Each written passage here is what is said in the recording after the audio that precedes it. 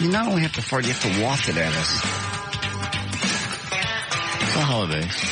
I mean, Waft the halls. oh.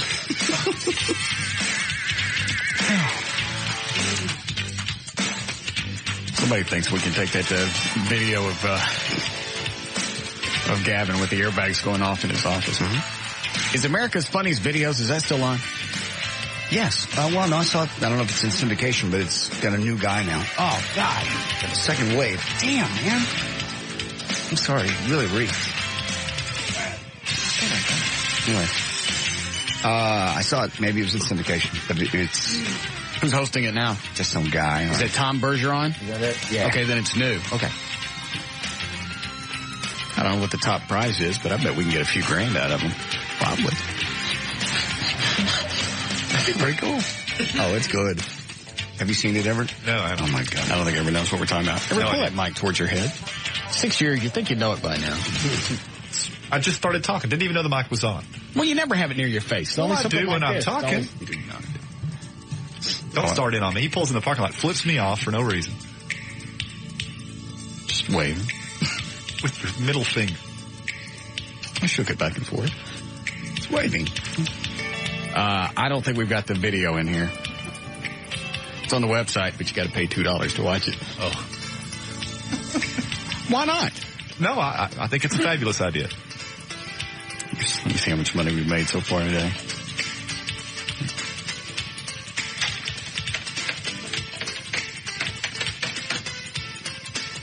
I got the audio if you want to hear it. Yeah, I'd love to. We took 3 of those. Turn your head. Type it in my password. Oh, I'm looking at that. Nosy ass. All right. We put the video up this morning. So far, we've made $2,654. And that's just $2 a piece. Reckon you're onto something. It's absolutely worth it. Yeah. It's great. Yeah, what's not worth $2? Well, that's what we thought. This is worth more than that, really. But It's only like 40 seconds long. You see Gavin on his phone. JD and Eddie hid 2 cameras in his office, one up by his TV set, the one that's mounted up on the wall. Right. And then one up. They're 2 cameras. So you get 2 different views. And the first airbag that goes off near camera number 1, and it's so close it hits it, and it looks like an earthquake because the camera shakes like this. Right. Then we have to go to the wide shot. So the first one goes off. Gavin's on the phone. We're talking to him on the air. Everything seems normal. First one goes off. What was on top of the first one? Because that went through the ceiling. that was the Dallas Morning newspaper did Brian. That was the second. That was 2. Oh, I don't know what was on first. All of them went through the ceiling. Yeah. Through the ceiling. Yeah. I got still photos. Hold on a second. Yeah, that's worth $2. Our server's not updated up here. It's not in the photo gallery up here yet. Never mind. Anyway, so the first one goes off. Gavin jumps under his desk. He's screaming. Second one goes off closer to his desk. He's still screaming. Then he comes back up. He's starting to grasp what's going on. Right. Relaxes for a second. Then the third one goes off. This trash, and it's in a metal trash can, and it blew it sideways. And you got all this on film. Yeah. Wow. It's office like a war zone. All the panels are going to the ceiling. Yeah, you're right. America's Funniest Home Videos pay big cash for that. Because just about the time that you think it's over, that final one goes off. And he's screaming at the end, why? Why? I had Eddie go pull the audio, so at least you can hear it. Excellent. Not as good as seeing it. No, of course not. Well, I'll purchase it when I get home. Is that the audio? Yeah, it's 2 tracks. What's track 1? The first one is us on the air, what you hear on the air, and the other one is the audio just from the video. I think you just want to hear his from the camera. I called him. We're just talking about VIP passes because the sales department, we have 50 VIP passes total for the New Year's Eve party. Okay. Okay? We're going to auction those off to the Police Fire Foundation. Gotcha. Sales wants 10 or 20 of those. and they want them for free because they're all too tight to pay for anything. Right. Well, we want our clients to go. Fine. Cough up $100 or so and they can go. Yep. We went through this exact same crap with a different sales team last year. Yes. Where we were in the VIP area for New Year's Eve, and we all paid to get in. We even had a couple of them show up and just slip in. Just go, I'm here, I'm with Russ. And we had to throw him. Russ threw him out. Wayne Walker. And General Sales Manager. Yeah. And I believe Steve Hargett came in, too. Yeah, he wasn't even working here anymore. He wasn't working. He just went He out. scoots on in. It's like, dude, people paid to be in here. I like you. I'd like for you to be in here. But that's slamming all the rest of them in the face. Oh, sure. Get out of here. So they want 10 or 20 of the passes. Fine. Give us the cash. Give them to whomever you want. If your client means that much to you, cough up some dollars. Sure. It's not really that big of a deal. It's not that hard. Good business relations. Yeah, if your client, I'm just picking one out, I don't know. But if your client's like Premier Laser or whatever, or Premier Mortgage. Either one. You get the idea. Model leasing, whoever. Right. If they're that big of a deal, cough up $100 and say, hey, look, you mean this much to me. I bought this for you. We'd like for you to be at the New Year's Eve party. Take care of them at Christmas time. Yeah.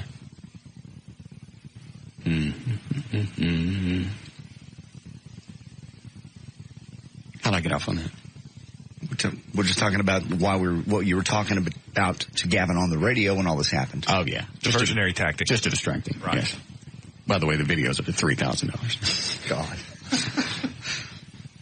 That's amazing. That means almost 500 people have clicked and paid since we started talking about it. Yeah. Unreal. America's Funny Home Videos, Sundays at 6, and they're still accepting videos. What network? Still ABC? Still ABC. I say we send this bitch in. Are there any rules? We don't work for ABC. Do you have a funny video? Send it too. Blah, blah, blah. I'm sure there are rules. I don't see. So there are going to be rules and regulations on there. You don't see it on the website? Looking. Rules. Here we go. Here.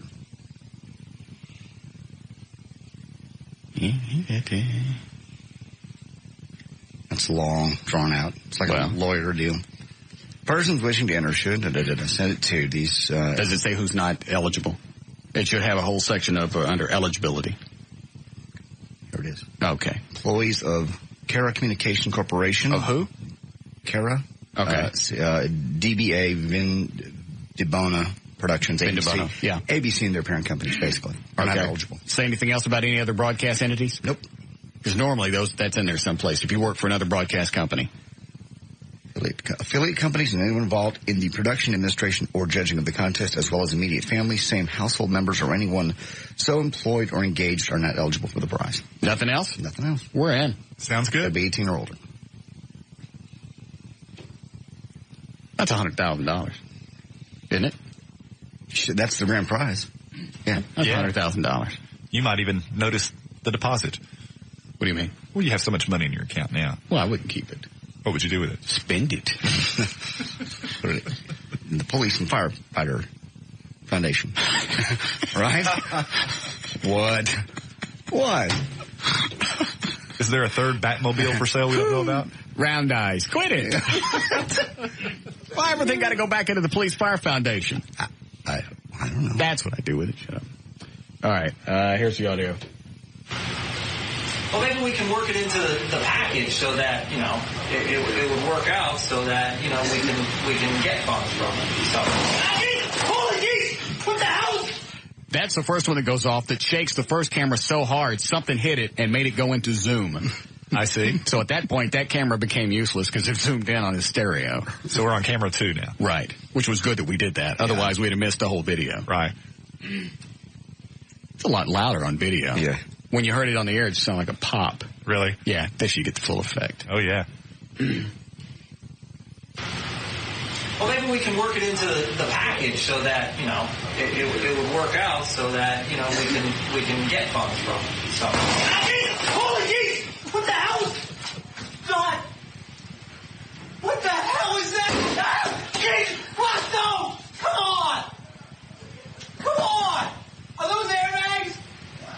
Are those airbags? Run! What the hell?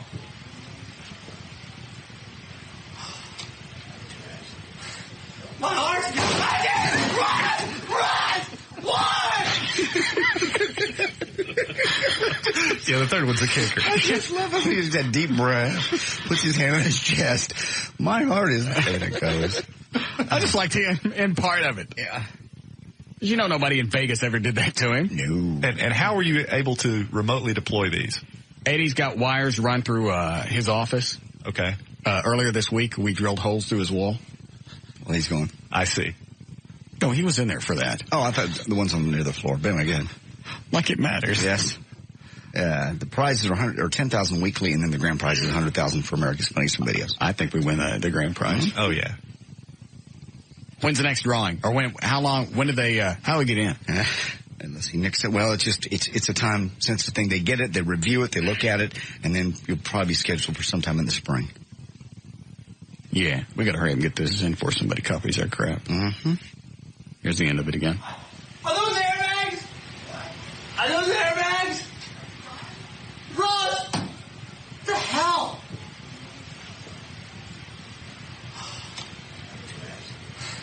My heart's beating. Run!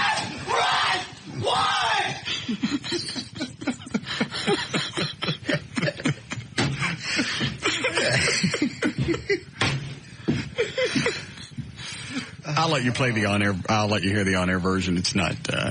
I think you get I get the gist of it. Why is it 2.5 minutes on this one? That's actually the whole conversation. Oh, I don't want the whole thing. I like the fact that he keeps asking why, as if a reason's required. Yeah. Anyway, after all that yesterday, we decided to get him a gift for today because his birthday's on Sunday. Yeah. Oh, excellent. Yeah. Nothing's in the box. It's a real gift. Everything's fine. Yeah. Where is he? He was in his office when I came by. Yeah, good thing. Oh, okay. All right. Fine. But he was okay today? He's fine. He'd calmed down. He didn't get hurt. They cleaned up his office? Yes. Not the ceiling tiles yet, I don't believe, but they're coming.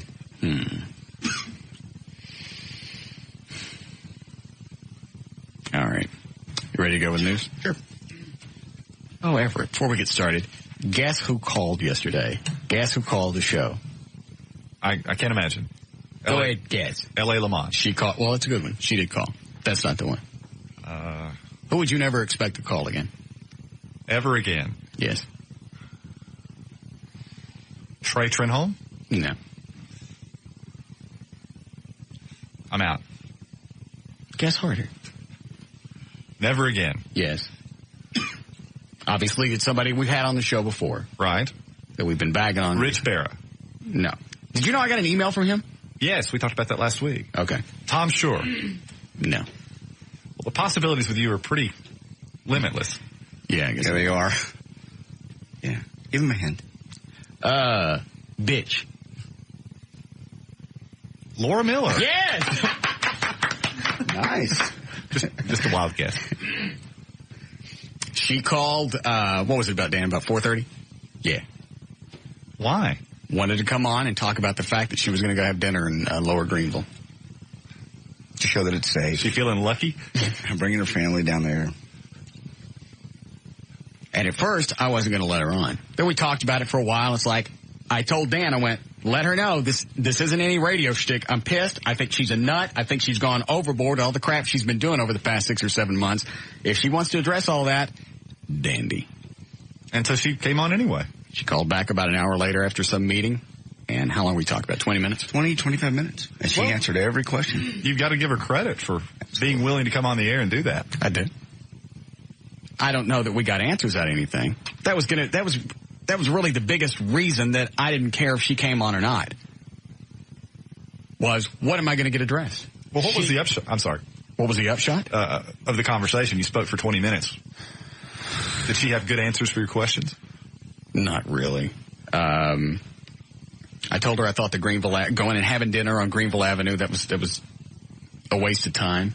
Hey, I'm going to go down here. I didn't even see any of the news reports. Did anybody? Did you see them, Dan? Just her walking into restaurants or whatever? They didn't even show that. All I saw was the footage of her standing there in one of the restaurants on one of the TV networks. And one of the community activists had given her an $18,000 check to help go towards more police in Lower Greenville area. Okay. Along with every network and radio and... So all the local TV stations were there? Yes. Okay. And I told her, it's a waste of time. You're going to show people it's safe to go down there. Well, it's safe to go down there if you always have an armed guard, which the mayor of the city of Dallas always does, and if all the TV stations are there. Well, sure. Clearly it's an act of posturing because she's not going to be in any danger. No. So what's the purpose? Everybody knows that you're going to be on TV and you've got an armed guard. And I told her this. It's like it's a futile attempt. It means nothing. Yeah, you're right. Tuesday night, Lower Greenville was one of the safest nights in the city of Dallas. Other than that, things are going to go. What about tomorrow or next week or the week after? Sure. Now, if they got $18,000 from somebody, was it some group or was it the merchants? Yeah, I believe it was a group of the merchants of Lower Greenville had collected the money among themselves. Good. So cops get some extra cash out of the deal. I don't even know if I gave her a chance to address that. Really? Of being, stupid. Well, I mean, I understand the gesture, but as you say, it really serves no purpose other than as a gesture. Yeah. But I don't know why you take the time and trouble to do it. Everybody's going to see through it. Yeah, it's very transparent. She said the 6-foot rule with the topless bars, she said that ain't her thing. She said that's a city attorney. Which one? The head one? Did she say? Madeline Johnson? Yeah, she kept saying she, so it had to be her. Okay. We have 2 city attorneys? Well, she's the main one, but there are a number of assistant city attorneys that do all sorts of various things at the city. Okay. She said she wasn't spending, Laura Miller said she wasn't spending any time on it. She said it was that Madeline chick. What about the issue with the topless bars that were on Northwest Highway? I think she addressed that by saying she was trying to get them out of residential areas. And that's a residential area, and if that's what she's doing, then fine. Okay. I mean, that almost has a point. Well, it does. Throwing the 6-foot rule out, that's absurd. Yeah. I agree. I don't care who's doing it. I don't care if it's the mayor. I don't care if it's the city attorney. It's a waste of time. It's nothing short of moronic. I agree. Well, the thing about it is, I mean, I think the city attorney and the mayor work pretty much hand in hand. Well, I asked her that. I mean, you didn't mean to tell me as the mayor of one of the largest cities in this country, you can't tell the city attorney to knock this off? We got other things to focus on? Yeah, you would think there would be some way she could have some sort of guidance. I mean, I know that they interact a great deal. You think they talk. Yeah, they do. So I don't know that we got an answer out of that. And I give her credit. She stayed on the phone the entire time. Well, that's to her credit. Absolutely. I wasn't overly nasty. Well, you weren't ugly. You weren't nice. Well, if you guys, that was the other thing is there are a lot of things that are going on that are pissing me off. And if I got on and started screaming at the beginning, she's going to hang up and I'm not going to get a chance to say all the other things I wanted to say. So it was a balancing act. Right. What else? 6-foot rule.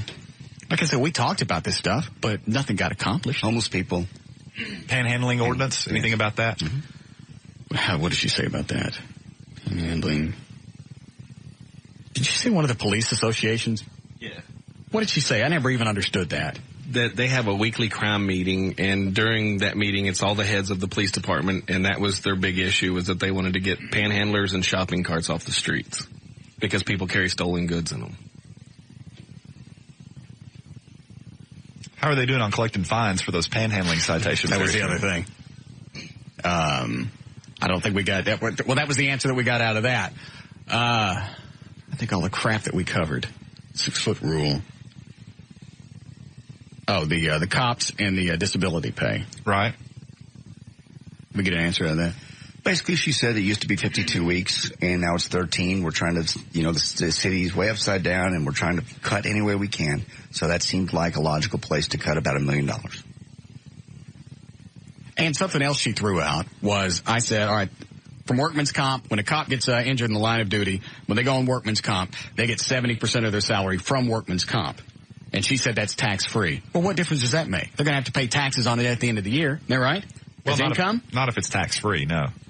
Well, I mean, if you get, if you get unemployment check, that comes tax-free, and you got to pay taxes on it at the end of the year. Well, there's certain types of recovery, and I don't know if what you're talking about falls under this umbrella. All right, so you don't know if workman's comp, you have to pay taxes on it as income down the road. I don't know. I mean, I would think theoretically you might not. It might be akin to a personal injury recovery. If you recover for a personal injury, you don't pay income tax on that, because the whole theory behind that type of recovery is that you're essentially being put back in the position that you would have been had you not been injured to begin with. So in essence, it's not income. It's just making you as you were before the incident occurred. In other words, you're not put in a better position than what you would have been prior to the injury. Or a worse position. Right. It's just supposed to right you. Exactly. But, and logically, why should you be taxed on something that's just putting you back where you were? Got it. All right. Well, then maybe workman's comp isn't taxable. It may not be. I just don't know. I don't practice that area of law. And then we went to the fact that they've cut cops and the workman's comp thing down from 52 weeks to 13 weeks. And they said, well, you know, you have sick time that you accrue. I don't care. I don't care that you get sick time. Sick time is when you get the sniffles or you got the runs or something's going on. It's not a shotgun blast in the chest. That's not sick time. Right. And I know over the past few months, I've been going off on the cops and the firemen, how they've been treated. But somebody better do something. Because every time I pass a cop car, I just wonder if the person sitting inside of it's pissed off. Am I going to be the one that they take it out on? True. Well, fortunately, I think most of them are obeying a higher calling. I mean, they're doing something that they want to do to try to serve the city. And the ones that I talk to, you know, they're upset with how things are at City Hall, but it doesn't undermine their professionalism. Somebody better convince these guys, this will be the last thing I'll say about this, and then we can move on. But somebody better convince these guys that if they go into a situation and they get a shotgun blast and they're down, they got to know that we're going to back them up and their families. You're right. Because if they don't, what's their incentive? It's not the fact that they're a coward or they're lazy. It's like, well, I don't want to go in that situation, not because of me or I'm worried about me being taken care of. I'm worried about my family. Yeah, and those are the very types of situations where you don't want an officer to have to engage in even a moment's hesitation, because that may be too long. Should I go in there? Yeah. What should I do? Should I wait for backup? Is it really worth it? Because in the long run, that might end up costing them their lives. Sure.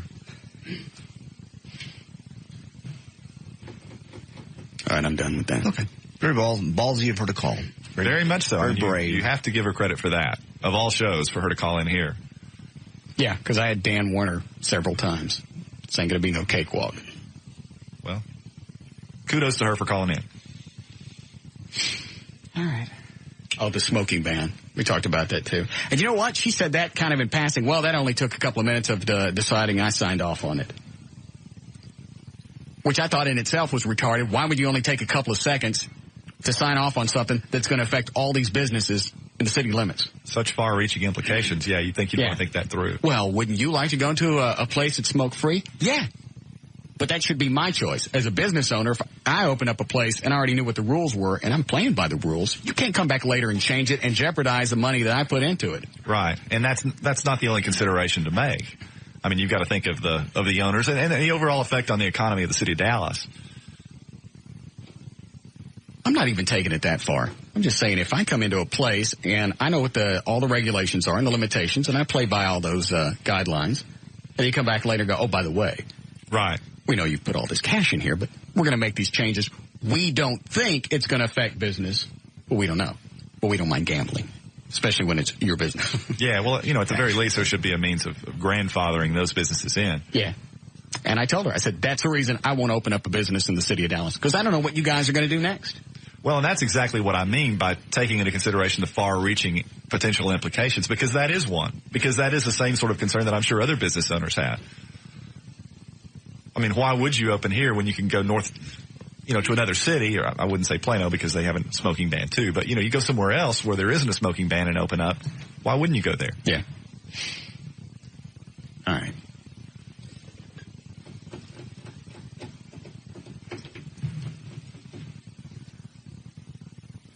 Maybe I meet with cops like once a month or something like that. They can tell me what they're pissed off about. Then I go meet with her.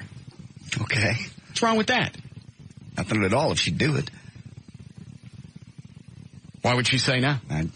How's that going to make her look? I don't have time to do this. I have all these other meetings. Fine. Keep pissing them off. Just stop for it. Think of it this way. And then I swear I'm done with this. Okay. Think of it this way. If the cops weren't out there, just think of the entire city of Dallas. Okay? If no cops were out there, think of all the things that you could get away with. Now, think of all the things that everybody else could get away with. And that's when it becomes scary. Yeah. So you can say we can treat them like crap, and they get enough, and they got sick time. But just play the scenario out. If they stop coming, thank you. That's right. I'm done with that now. Okay. We got a break?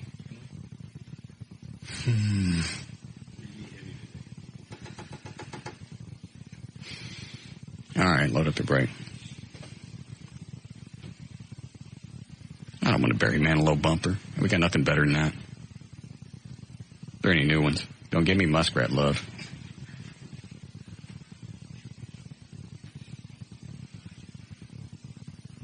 No boogie shoes. Oh, we got new ones? Oh, hey. What is this one? No, I don't like that one. Load up something else. Do this one. No, not that one. Yeah, that one. All right, we're ready now.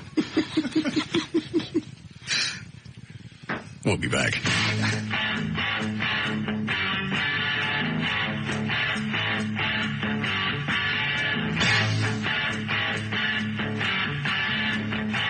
This is Russ Martin.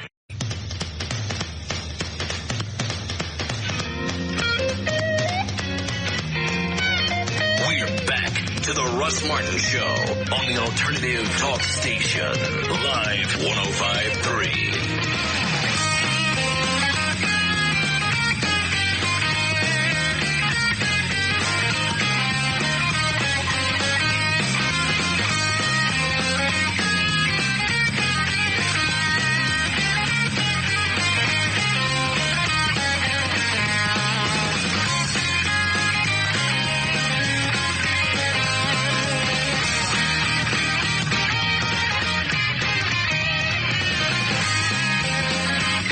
You ready for news? Yep.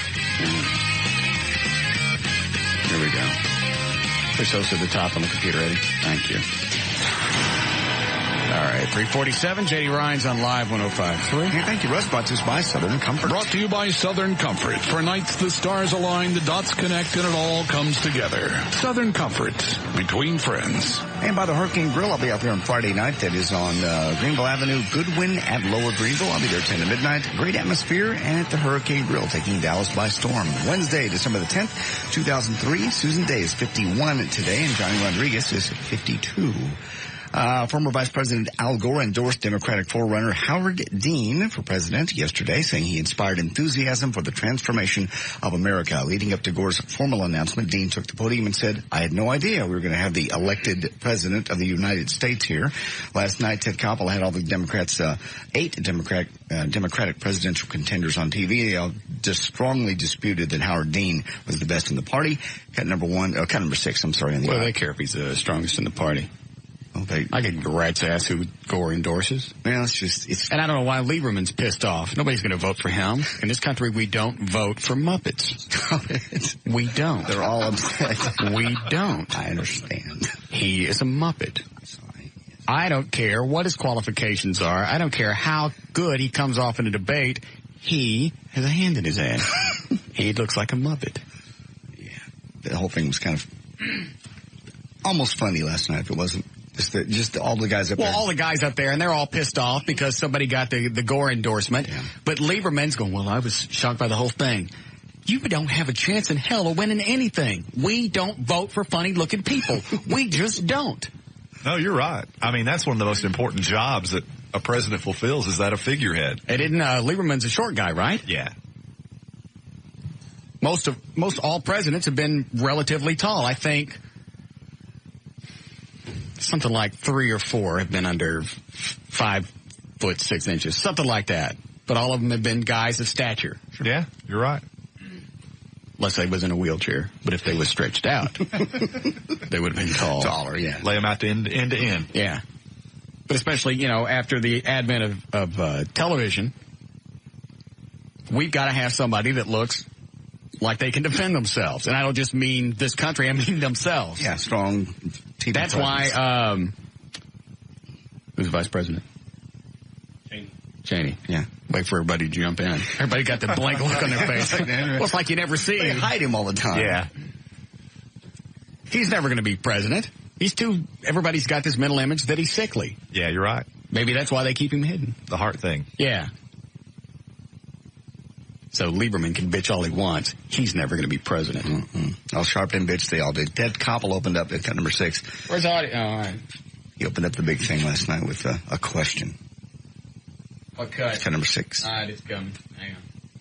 Oh, I know what the question was. Mm-hmm.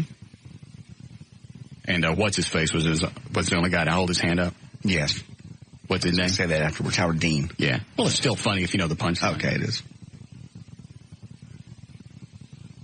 Up here, including you, Governor Dean, to raise your hand if you believe that Governor Dean can beat George W. Bush. One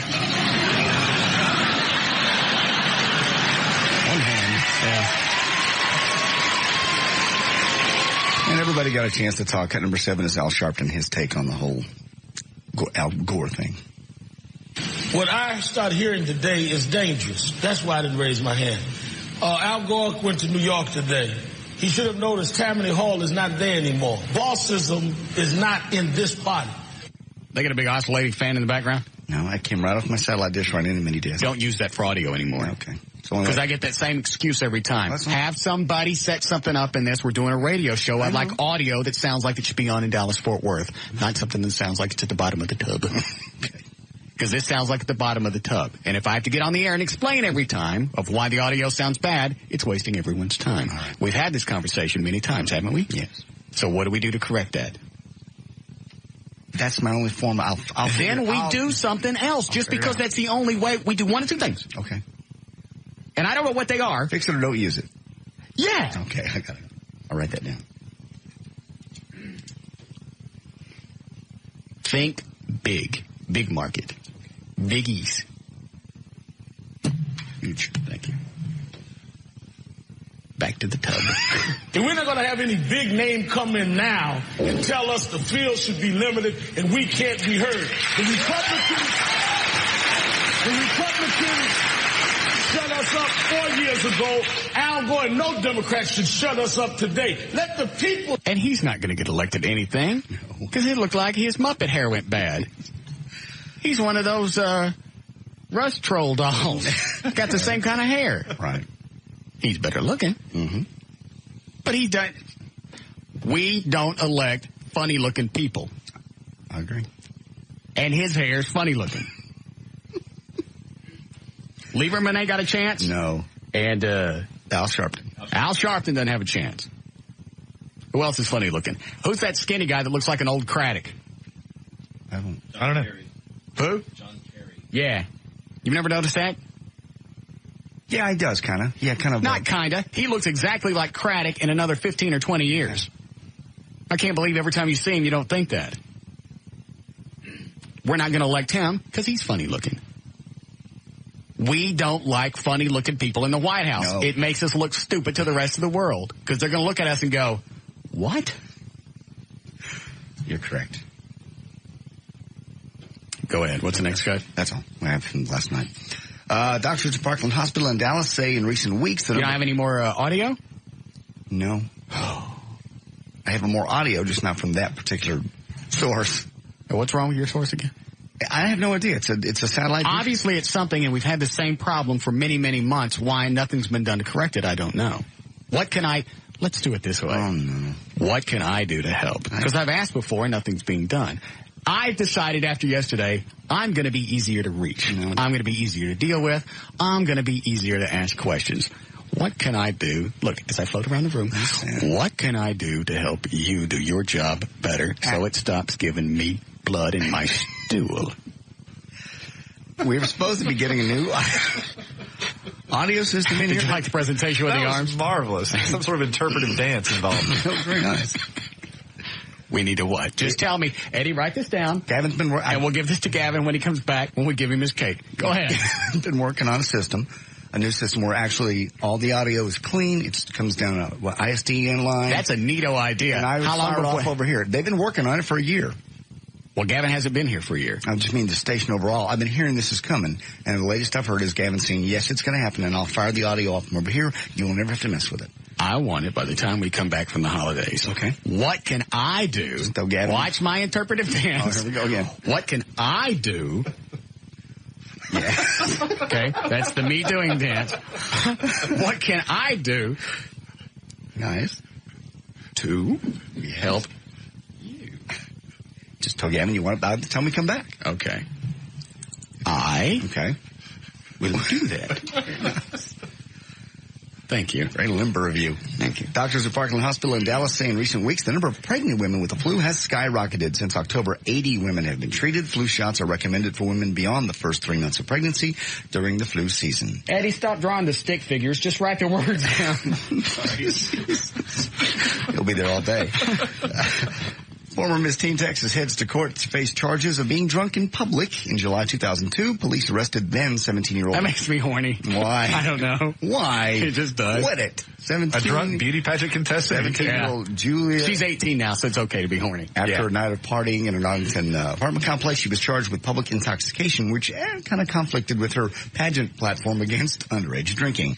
She says she's innocent. Touching yourself. I can't help it. That's just nasty. A drunk beauty. Mm-hmm. Right. A drunk beauty queen. Another dance. Thank you. Just days after Los Angeles Police Chief William Bratton pledged to crack down on motion picture piracy, department investigators yesterday helped arrest an LAPD captain suspected of selling bootleg DVDs. Julie Nelson, a decorated patrol captain and a 28-year veteran of the LAPD, was arrested at the Hollywood station following a sting operation in which she allegedly sold counterfeit films, titles such as The Cat in the Hat, to undercover officers. Nelson, who commanded the department's Harbor Division until early this year, was booked on suspicion of possessing and selling counterfeit merchandise after failing to disclose the origins of the recordings, both felonies. She had sold to people whom she had personal relationships with, and she knew. The police source described the movies recovered at her home as recent blockbusters. You name it, she had it. If it was hot, she had it. Things like Bad Santa, things like that. What are you talking about? Nothing. Well, you looked at me like you were looking for a response. I'm not at all. Okay. How was Bad Santa? Did you watch the end of it? No. Just check. Why do you ask? I don't know. I haven't had the chance. Child welfare investigators earlier this year found there was... Hold on, whatever. He just needs to leave you alone about this. I wasn't paying attention to what you were saying. That's why I had to make that face. Oh. What did you want? Somebody got arrested for actually a police captain got arrested for selling bogus DVDs. I'm not selling anything. I got an advance copy from the... From who? That break place. No, they don't sell them. They don't give them out at the break place. Yes, they do. No, they don't. The break place? Amco. No. Motion Picture Association of America? Oh, yeah. Yeah, that's... No. Somebody with a bunch of A's gave me the advance copy to Bad Santa. Okay. You said it had heads in the bottom of the screen walking around. Yeah. I saw the movie. When I saw it in the theater, I didn't see that. But okay. You mean to tell me when you went in the theater, you didn't see heads down there at the end? Not on the screen. That's not what I'm talking about. The question, if you'll focus, the question is, when you're in the theater, did you see heads down at the bottom? Yes. Okay. Russ has a two-dimensional version. Okay. I needed an advance copy because Billy Bob Thornton was going to be on, and I needed to see the movie. Yes. So we get to discuss it in an intellectual fashion. You did a wonderful job. Whatever. Child welfare investigators earlier this year found there was no basis for the allegations that Michael Jackson had abused the boy, now accusing him of molestation, according to a confidential memo. The memo from the administrator with the Los Angeles County Department of Children and Family Services was based on an investigation last February and was leaked to the website thesmokinggun.com, which posted it on Tuesday. Both the boy and his mother told investigators that Jackson had not sexually abused them. According to this memo, their older sister said it never witnessed anything sexually inappropriate between the brother and the entertainer. Okay. You might want to look for George Clinton's attorney to file innocent pleas today sometime in regards to his drug possession charges. What? Nothing. I'm doing interpretive dance as you read the stories now. You're saying... Start again. Look. Well, George Clinton's attorney to file an innocent plea in regards to his drug possession charges. Yes. Clinton, better known as Dr. Funkenstein, was arrested early Saturday morning after cops found a bag of crack and a glass crack pipe in his car. He's looking possibly 5 years in the jail and a felony charge of cocaine possession. If he's innocent, he says he's innocent because he was unfairly searched. His lawyer, Matt Willard. No, he gets off. He's not innocent. Isn't there a difference ever? Oh, absolutely. Well, he says he's not innocent. really. Is it really not? Well, in the scheme of things, if the case is dismissed, you're entitled to expunge it and have all records, at least in Texas, destroyed that evidence any record of your arrest or charge. So, I mean, the net effect from a legal standpoint is not distinguishable. Okay. His lawyer goes on to say it's already been determined. What he should say is, I should be let go because the evidence they have was gotten in an illegal fashion. Not, I'm innocent. There is a distinction in that. Well, that's what he's saying. Go back and read Hoopman's quote. Okay. Let's see here. His lawyer, one Matt Willard, released a statement yesterday saying, quote, it has already been determined that the facts outlined in his arrest report are inaccurate and at times misleading. You wanted the one about innocent. He's innocent because his car was unfairly searched. See? Thank you. Meaning something was in there that they weren't supposed to find, but they're going to have to let him go because they weren't supposed to do it. That's two different things. Well, if the judge agrees, yeah. I mean, you're talking about what really happened as opposed to the legal consequences. Oh, I understand. I'm just saying what he's saying. He contradicts itself. He's innocent because they weren't supposed to find his dope. That's exactly what he just said. It's a Fourth Amendment issue. It's an unreasonable search and seizure. But isn't that kind of an admission of guilt? He's innocent because they weren't supposed to find what they found. Well, no, because you never reach the guilt-innocence phase of the proceeding. In other words... But what I just said kind of makes sense, though, right? Well, they should drop the charges because it was illegal. No, but what I'm saying now is they've come out and said, yeah, there was something in there. And we know that, but you weren't supposed to find it, so that ain't right.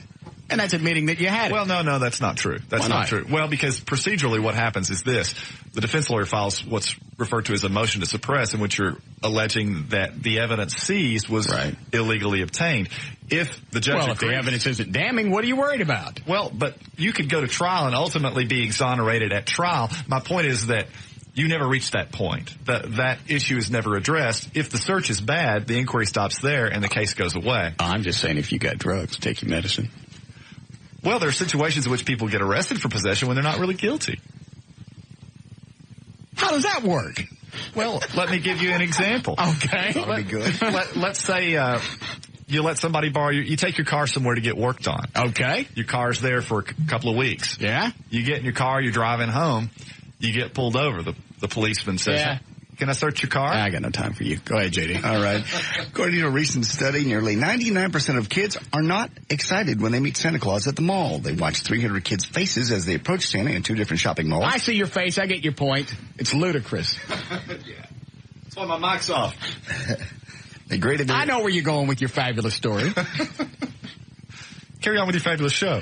I ain't got no time for you. Go ahead. These folks graded the kids' expressions from exhilarated. What's the story you're doing again? 99% of kids are not excited when they meet Santa at the mall. They watch these kids come up to Santa. They said 82% of the kids were kind of indifferent, 16% were hesitant, 1% was terrified, 1% also was happy, and just one kid, one out of all they watched, was really happy to see Santa. British researchers who also study kids and Santa say kids still believe they just aren't fooled by the imposters and the cheap beards at the mall. Back in Black by AC/DC just named the second best-selling album in the world with 42 million copies sold. Michael Jackson's Thriller still holds the top spot with 56. Oh, that reminds me, Everett. Do you know Heat Seeker? I'm sure I could learn it. I mean, I'm familiar with the song. I've never sat down and tried to play it. I want to learn that. Okay. Because we're going to play on New Year's Eve, right? Sure. Well, there's a band playing at Cape Buffalo. It's, something Colors. But I think they're white guys. Okay. And well, it's fitting if they are and ironic if they aren't. So what's either way? What's the matter with you, John? Nothing. Anyway, they're going to go ahead and do their own stuff, and then at midnight we'll play Highway to Hell. But I also wanted to learn Heat Seeker. Okay. Are we going to sit in with them? Or? Yeah. Okay, perfect. But I need you to listen to it and see if it's got too many chords. Oh, it'll be fine. It's AC/DC. But they got to be close. They will be. Because you know I can't go up and down the neck too far. We'll scrunch them together. All right. Dandy. Moving Colors. That's who it is. Okay, great. Or Moving Colors. No. Something like that. I understand. Good band. New Year's Eve should be fun. Okay. Something's Gotta Give opens up in theaters tomorrow. Cut number 1 on the audio as Jack Nicholson was asked why men like to date younger women. That it? Yeah. Why? Cut number 2 is Amanda Pete was asked if it was difficult. We got a break? Oh. Why don't you save that for the next newscast? Because it sounds like dandy audio. It is. I'll wrap it up. There's news and information. J.D. Ryan, live on 105.3.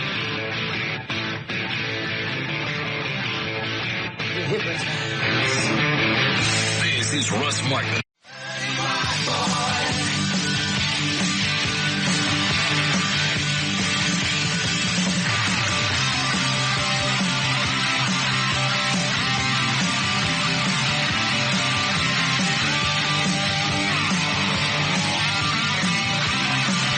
Hi, Gail. Hi, Russ.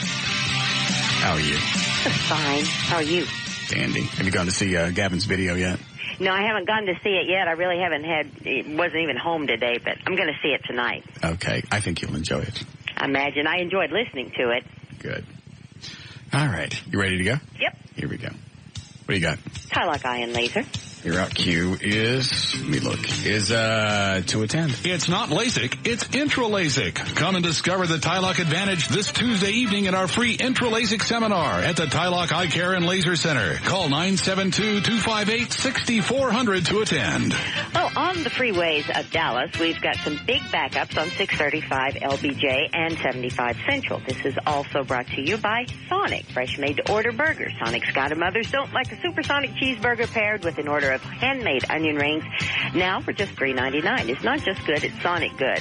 The problem is southbound 75 Central before 635. The 2 left lanes blocked by a wreck. Traffic is backed up almost to the George Bush Turnpike. The northbound onlookers backed up to Walnut Hill.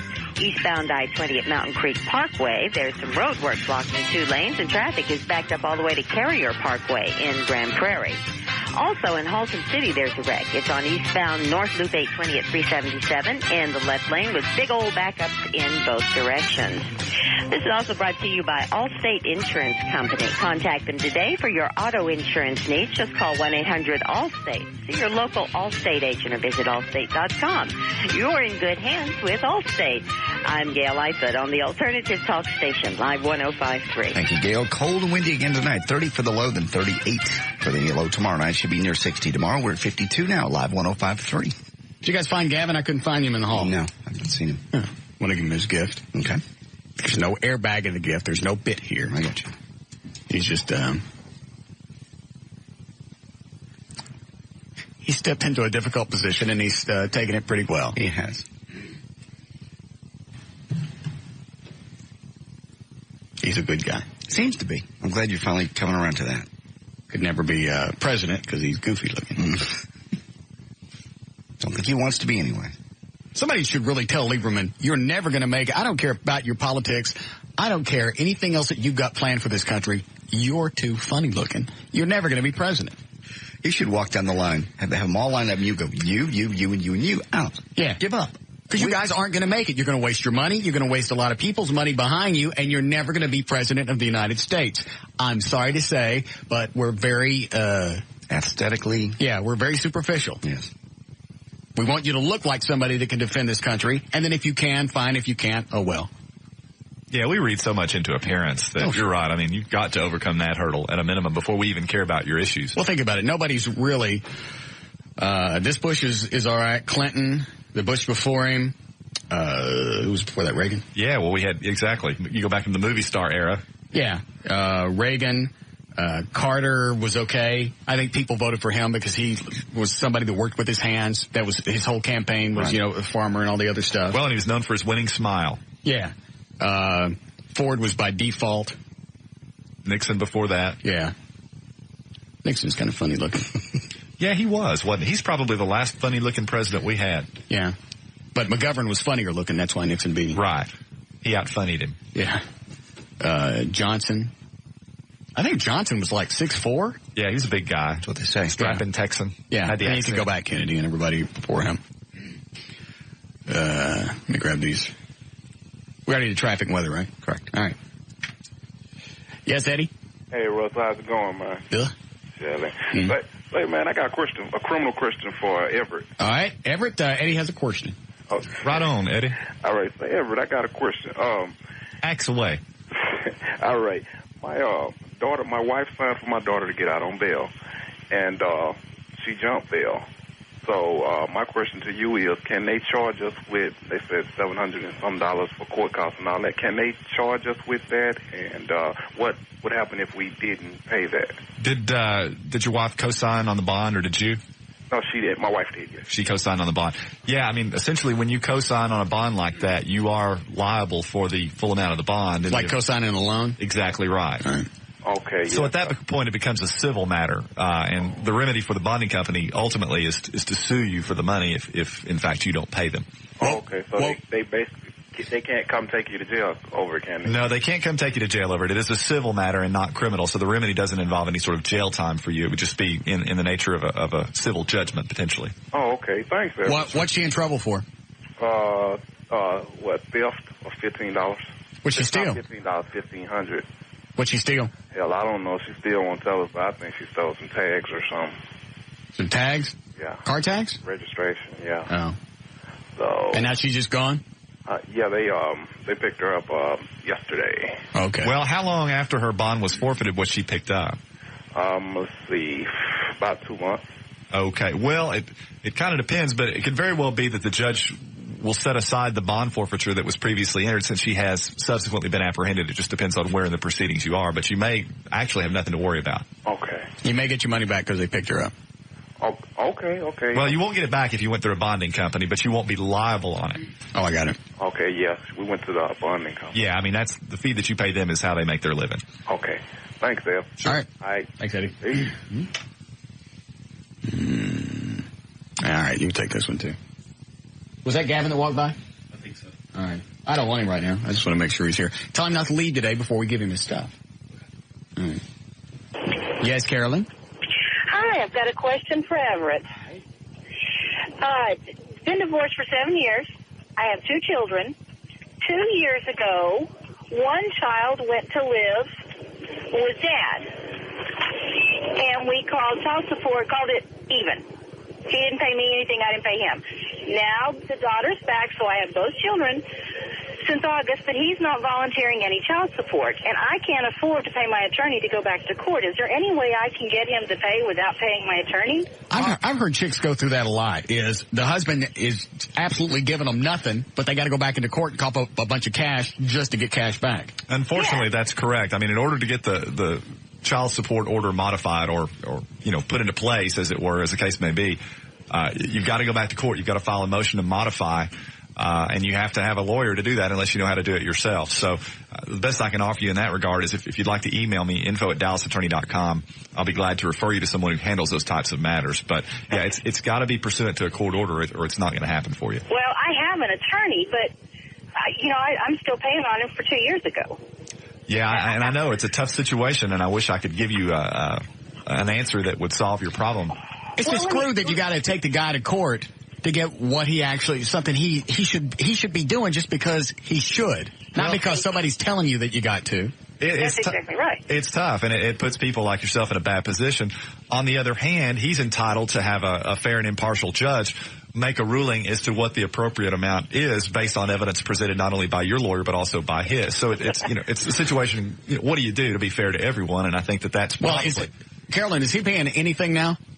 He pays for their health insurance premium. Okay. But I pay all their medical costs. I pay everything. Housing, clothes, food, everything.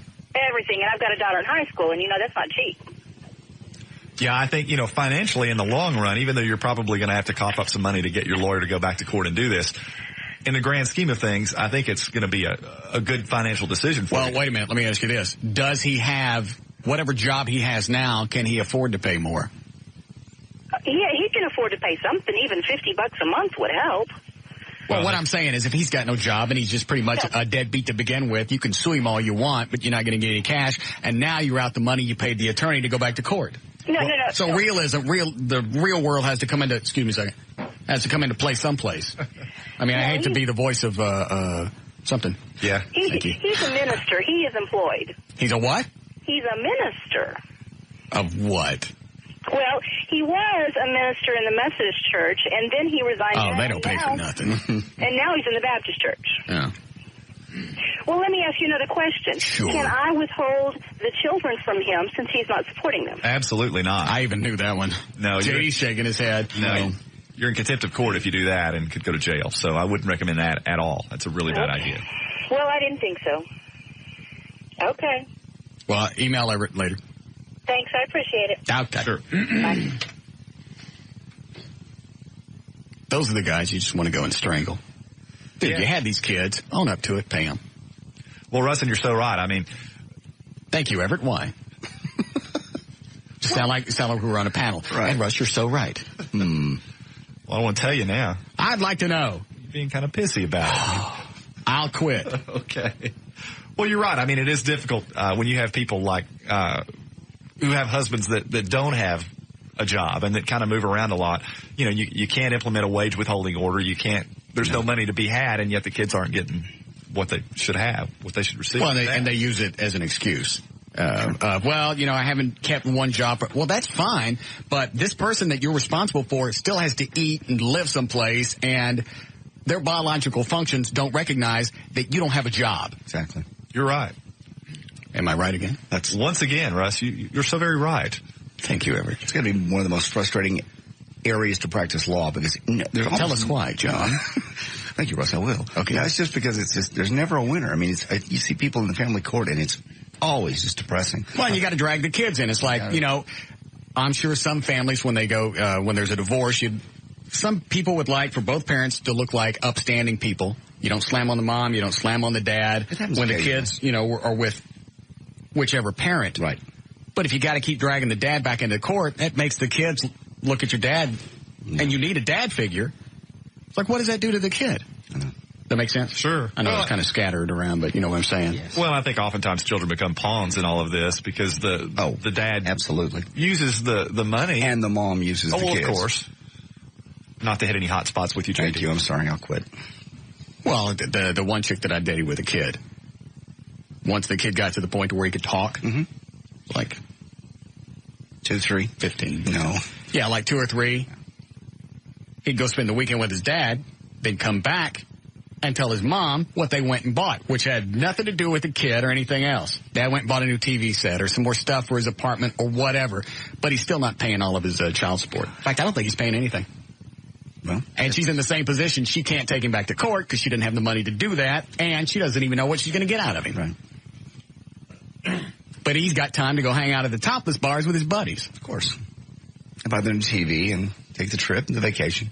It's sad. That's very, as a lawyer, Everett, that would make me depressed daily to see those kind of arguments with families and everybody using everybody. And yeah, but it would make you feel a little bit better if you went in the situation and you grabbed the guy and you shook him around and got the cash out of him. Yeah. Yeah. I mean, in a legal sense. I understand. Right. Thank you, John. We'll take a phone call now. Yes, Mary. Hey, what's the difference between hazing and the way that you treat Gavin? Gavin ain't dead yet. Yeah, we ain't making drink no water. Hang on a second. I have an excellent answer for you. One moment, please.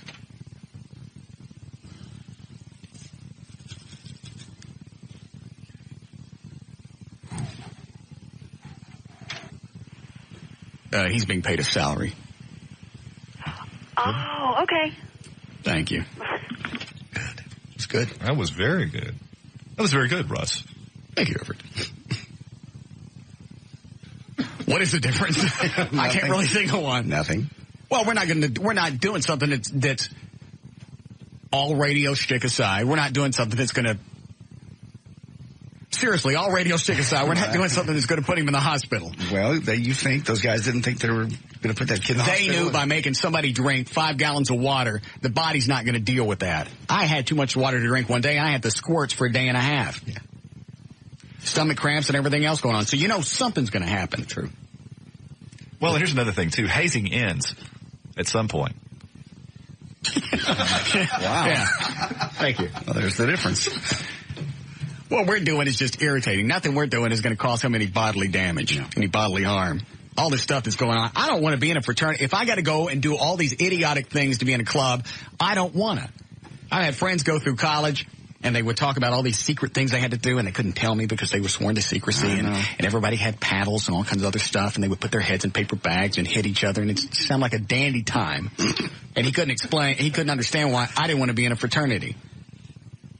Bonding experience. I mean, you go through... What's the bonding experience of somebody smacking you around with something, or you got to drink water until you pass out? I never went to a fraternity that did that kind of thing. But were you in a frat? I was in an honor society thing, but never of course, legitimate beer drinking. Social fraternity. Yeah. Right. Well, what did you guys do in your honor society fraternity? It was pretty dull, actually. Okay. Nothing fun like, paper sacks over your head. Or right. That either. What did you do, John? We had things like ritual. What fraternity were you in? Tau Kappa Epsilon. Tau Kappa Epsilon. Okay. Stop the chomping. You're back to the chomping. I didn't hear the chomping. Say Epsilon again. Epsilon. You didn't do it that time, but you did it the 2 previous times. Tau Kappa Epsilon. All right. And what did you guys do in the? We had just outings. What was the abbreviated name? Tall caps. Teak. All right. Teaks. What'd you do in the Teaks? We had things like a ritual fire where you would go out. It's a weekend of camping and learning about the fraternity and hanging out and just doing stuff. Sounds very queer. No, it's not queer at all. Sounds that way. No. You mean he ever come out? No. The whole time you were camping? Well, to possibly go to the bathroom. I knew it. No, you didn't. So we would do fundraisers. And they didn't do any hazing to where you had to go through a bunch of crap. I carried a paddle, but that was just no, we didn't do any. We didn't really have hazing like that. No, I wouldn't have done that. You had to carry a pledge book and a paddle.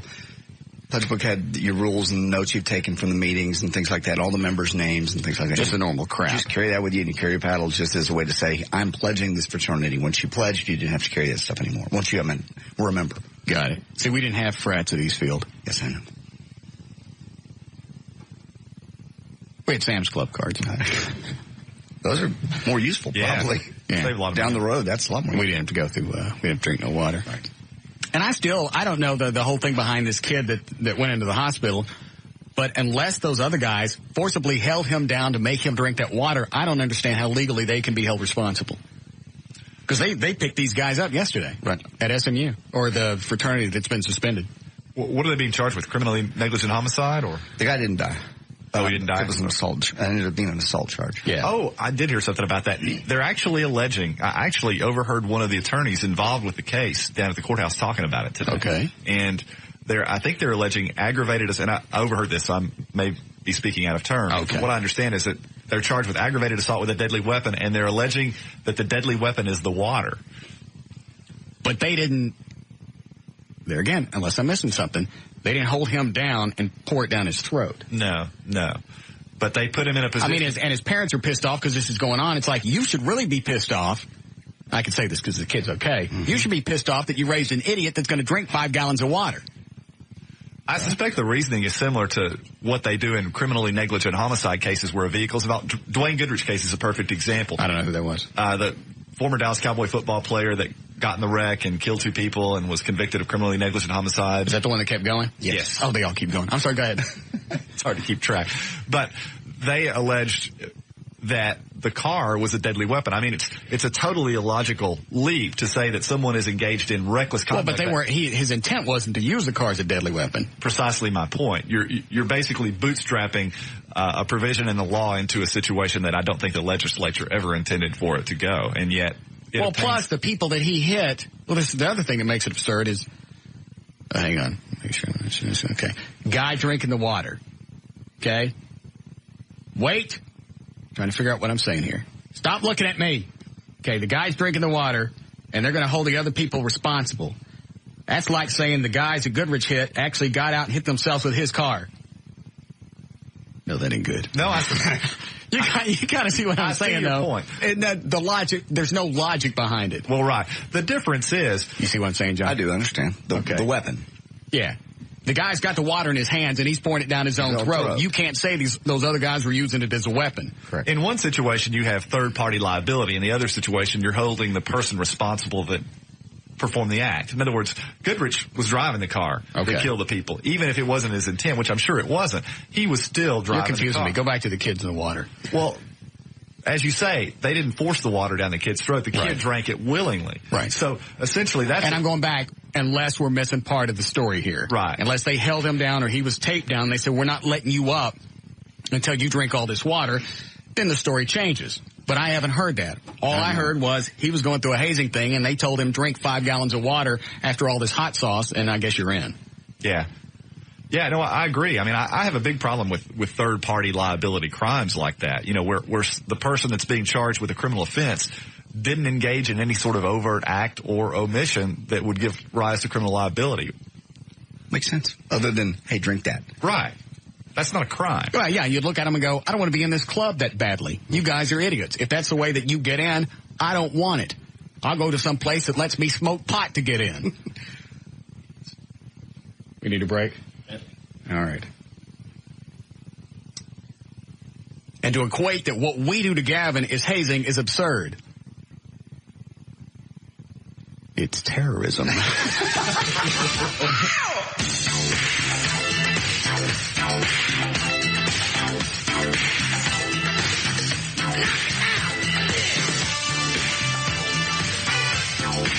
This is Russ Martin. Call Russ now at 214-787-1053. Was that thing you were showing to Everett, is that out of some publication or is it off some guy's website? What the hell is a blog? A blog? Yeah, because that's what it said on there. It said blog. I think it's a posting of some type. That's what I got out of it. Because JD was talking about, I went, the guy's an idiot. He's not an idiot. Yes, he is. No, it's off a regular website. How did you come across it? Somebody actually emailed me the link. Said it was about you and would I want to read it? And I said, sure. So they emailed me the link. I don't want to hear it. It's like 4 pages. It really is good. Very insightful. Yeah. What's a fourth wall? The fourth wall? Yeah. Is that how he referred to it? I think the reference you're speaking of.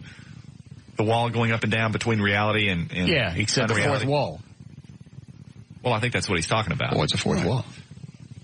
It's the line between reality and unreality that continually goes up and down with the listener, because the listeners never know what's real and what's not real. But I don't get it. Fourth wall goes up and down seamlessly, and the audience, at least the ones who are plugged in, get who the wrote joke this? of the entire show. Let me look here. I'm losing interest. I'm sorry. It's just Peto's weblog. It's just a weblog for some guy. It's a posting in response to an article. That's what I gleaned from it. Okay. I don't really care now. I've lost interest. It's really very good. Yeah, you should be interested in it. It really is good. Biggest joke about the mantra is that it is both the truth and a bit at the same time. It is the excuse they use for girlfriends to get them out of trouble, but it is also... He's talking about us now, right? The story and just the bits and things that happen on the air and things that don't happen on the air. That we say happen, some things. But it's also the story that they use to make... on the air to make the bits seem real. The line between reality and fantasy are blurred, and we, the audience, love the suspense. Russ does a lot of what people would call shock radio, taken out of context of the show, but he doesn't get any reaction out of the listeners. He doesn't give out the station numbers, but he gets constant calls. He makes comments like, colored fellers smell funny when they get wet. And then he complains that nobody will protest about it. They don't. Talks about a man in Cincinnati. I got to start picking on people who ain't lazy. He has a devoted following, including a listener-maintained website that contains virtually anything a new listener would need to get up to speed. There are crude jokes. There is almost a cultish C-A-N-T? I don't know, for the show. Words like buddy, crank, cans, and hose become terms of art. There's also a genuine side of the show. Millions shared in the last days of Dallas radio critic Al Brumley's during the show and his slow decline with his brain tumor up until his death last month. And millions mourn for him, including a viewing of the body that may or may not have actually happened. It was here. Russ Martin. It was. Russ Martin is one. I know. We saw it. Russ Martin is one of the most underrated jocks in the country. He is ripe for syndication, but is convinced that his show wouldn't work in other markets. It won't. It won't. Stop making the face. CBS Radio refuses to allow internet streams, or I'm sure that he would be much more well-known as he is. That's a smart, quiet, likable guy can go on the air and... Sorry. You're an idiot. A-hole jerk. You're an idiot. Tells of his talents. You're an idiot. I am. You saw the word. You know that you can't say a-hole with the S's in there, and you said it anyway. The preparation for the show is... You even paused and said it. Hey, there's a word I can't read. I guess I will.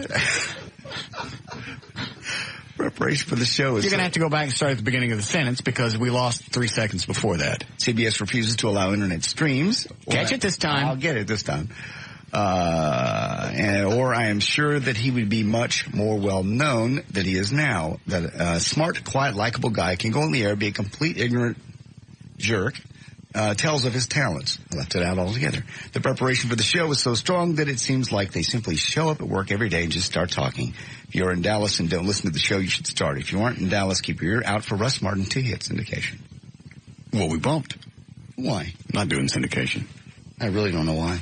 I mean, I believe you. Because you know exactly what's going to happen. Not everybody's going to be, first of all, if we were syndicated on other stations, they may not all be Infinity. It's true. It wouldn't have to be an Infinity show or a station to carry this show. And you know how program directors like to get involved in stuff, and if they think there's a way to reach us, they're going to... Donna Fidel, when she was general manager at the Eagle, was calling Stern on a weekly basis, trying to tell him how to do his show in Dallas. No. You would have to put that in the contract. Nobody talks to you. You don't hit network break sometime, and nobody talks to you. A lot of radio shows have to go, in straight up and down, top of the hour for the news or whatever. So like somebody like Mark Davis. Right. Exactly. So at 9:58, he's got to be out, so they can do time, traffic, and then news straight up at 10 o'clock. Right. And hit a network for some news break or whatever. So he's got to back time whatever he's doing to go. And that's why you hear him cut people off sometimes. Oh, yeah, I'm out of time, got to go. And he's but that would just be part of the deal. You don't do that. I ain't doing nothing. I just think syndication's fraught with problems. It's a lot more grief that I don't need. I don't, because there's going to be more people in the mix, more people to deal with. I don't want it. Not if it's in writing. They'll still try. You know how program directors are. Certainly program directors, even though they couldn't get on the air and execute a 3-hour shift, they think they know how to tell you to do it. It's like that idiot PD that we ran into at that bar one night. Right. He was great. He's been in this market for 8 months. I think the guys at the bar told him who we were. Yes. So he comes down, and we're talking back and forth, and he starts asking, so you have meetings after your show with the program director? No. Why would I? Well, maybe just to kind of recap of the show. I don't need a recap. I was there for the whole 4 hours. I know what happened. Sometimes outside looking in, things do appear differently. No. Well, it might to you, but it doesn't to me. Yes. You mean, I love this line. He goes, you mean you've thought of every possible idea that you could possibly do on the air? Yes. And then he got this look of just being dumbfounded. You mean that I can't tell you anything? No, you can't. I'm not going to have somebody come in from outside of this market and tell me how to interact with North Texas. You want to live here for 40 years? Maybe. Ron Chapman wants to give me some advice on things to do? Maybe. Well, some jackass that just came in on some kind of turd boat. Thank you. Sorry if I'm being too graphic. Some kind of turd boat. Here's the interpretive dance that goes with it. Very nice. I'm not listening to you because you're going to be gone. Did you say very nautical? Very nautical. Yeah. You're going to be gone in 18 months. Yeah. What were you going to say, Everett? The moment's passed. I think I would still enjoy to hear it, Everett. Your interpretive dance, I don't know. There was something about it. It left my memory. Oh, okay. He said a few other things that were absolutely retarded, and I can't think of what they were. Tell you, do this. I couldn't have, so if I were your program director, I couldn't meet with you 10 minutes a day. Easy. And JD told him, I don't meet with him 10 minutes a day. Why would he talk to you? Well, and if it ain't broke, don't fix it. They don't buy that. No. Anytime anybody and this works with any corporation anywhere. This just isn't radio. I don't care what you do. Anytime they bring in some new guy to run the place, he's going to jack something around just so he leaves some type of paw print. Put his mark down. Well, and, if you think about it, it takes all the pressure off. I mean, Gavin has the easiest job in the world. All he has to do is... Gavin is a genius. Yeah. He don't look like one, but he's a genius. Yeah, I mean, as long as he stays out of the way and doesn't get hit in the head, he's doing his job. Yeah. We should get him a helmet for his birthday. Yes. That's good. Yes. You can have my old motorcycle helmet. All right. Still good. It's a full face. It's a good call. But, yeah, that guy got more. The guy at the bar got just more. Well, first of all, he's drinking, so he got more incredulous. You mean to tell me? And that's why I'm looking at Russ going, we need to go. Yeah, because it's about to get ugly. Yeah, right. Because Russ is going to pop. That was the guy that threw out the term psychodemographically. I've heard your show, and you made a comment. I don't want to go too far into it because I don't really care. Psychodemographically, the people that you're shooting for, I don't think they got the joke. And that's when JD started hitting him with all the demos. Really? What do you think psychodemographically we should be shooting for? He goes, probably man 18 to 34 for number one. Well, he goes also possibly adults 25 to 54. Number one. Shut up and have your drink. Right. Yeah. What are you trying to fix here? Yeah. He was just one of those P days that came in. I could make you better. No, you can't. Shut up. What's your time spent listening? 8 hours. What's yours? 12? You ain't got no 12 hours time spent listening. I don't care if you add up the whole station for the whole year, you ain't got 12 hours. Your station sucks. That's when I went. You're dragging around a corpse. You're the program director for a corpse. Well, that's when you know he's not even credible because he's quoting a statistic that's clearly incorrect. Yeah. I don't even think they added up the whole station for the whole week. It would be 12 hours, would it? It would not. That was such a ridiculous number. He was just trying to one-up. What's your percentage of the audience? 140%. I mean, it was so ridiculous. It was stupid. What do you got? Well, that's right. Ain't nothing left for you. All right. Ready for news? Sure. Did you tell Gavin not to leave? Yes. Okay. To do a legal ID?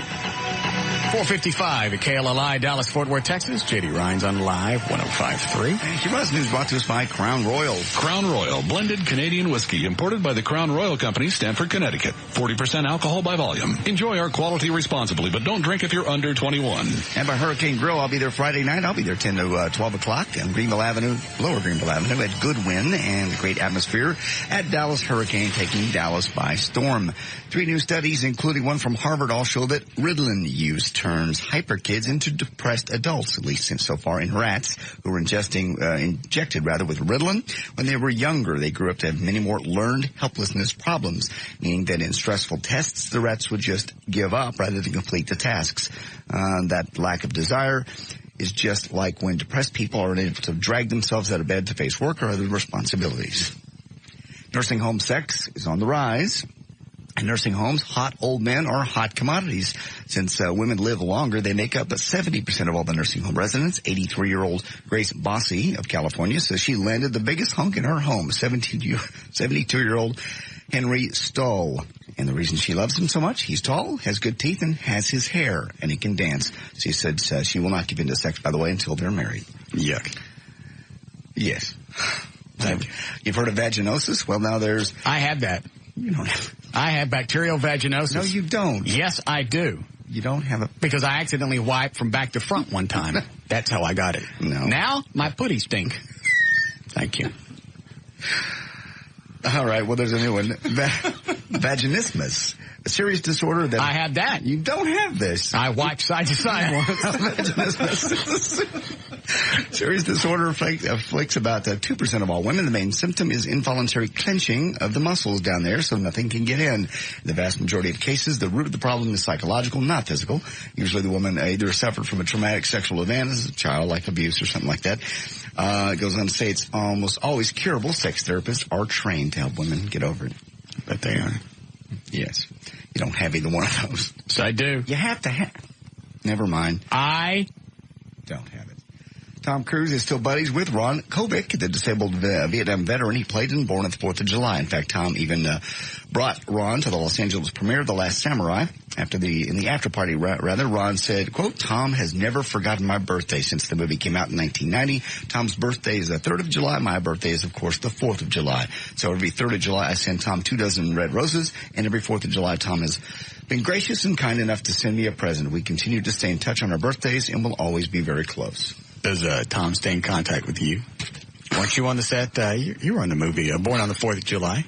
You guys actually had a conversation between scenes, didn't you?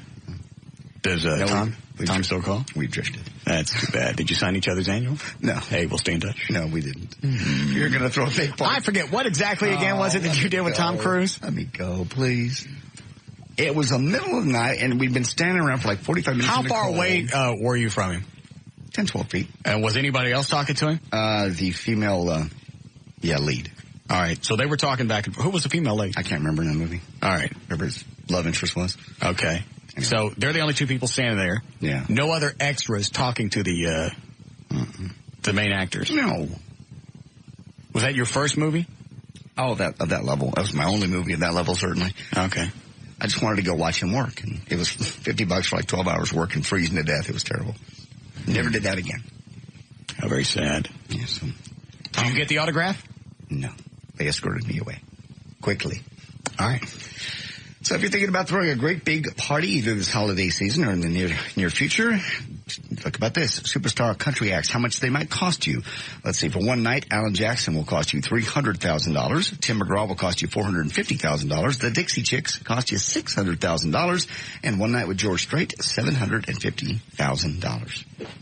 Authorities responding to a 911 call at the home of record producer Phil Spector in February found a blood-spattered gun, broken teeth, and the body of an actress who had been shot in the mouth. Lana Clarkson, who was 40 at the time, was found February 3rd, slumped in a chair in Spector's Hilltop mansion.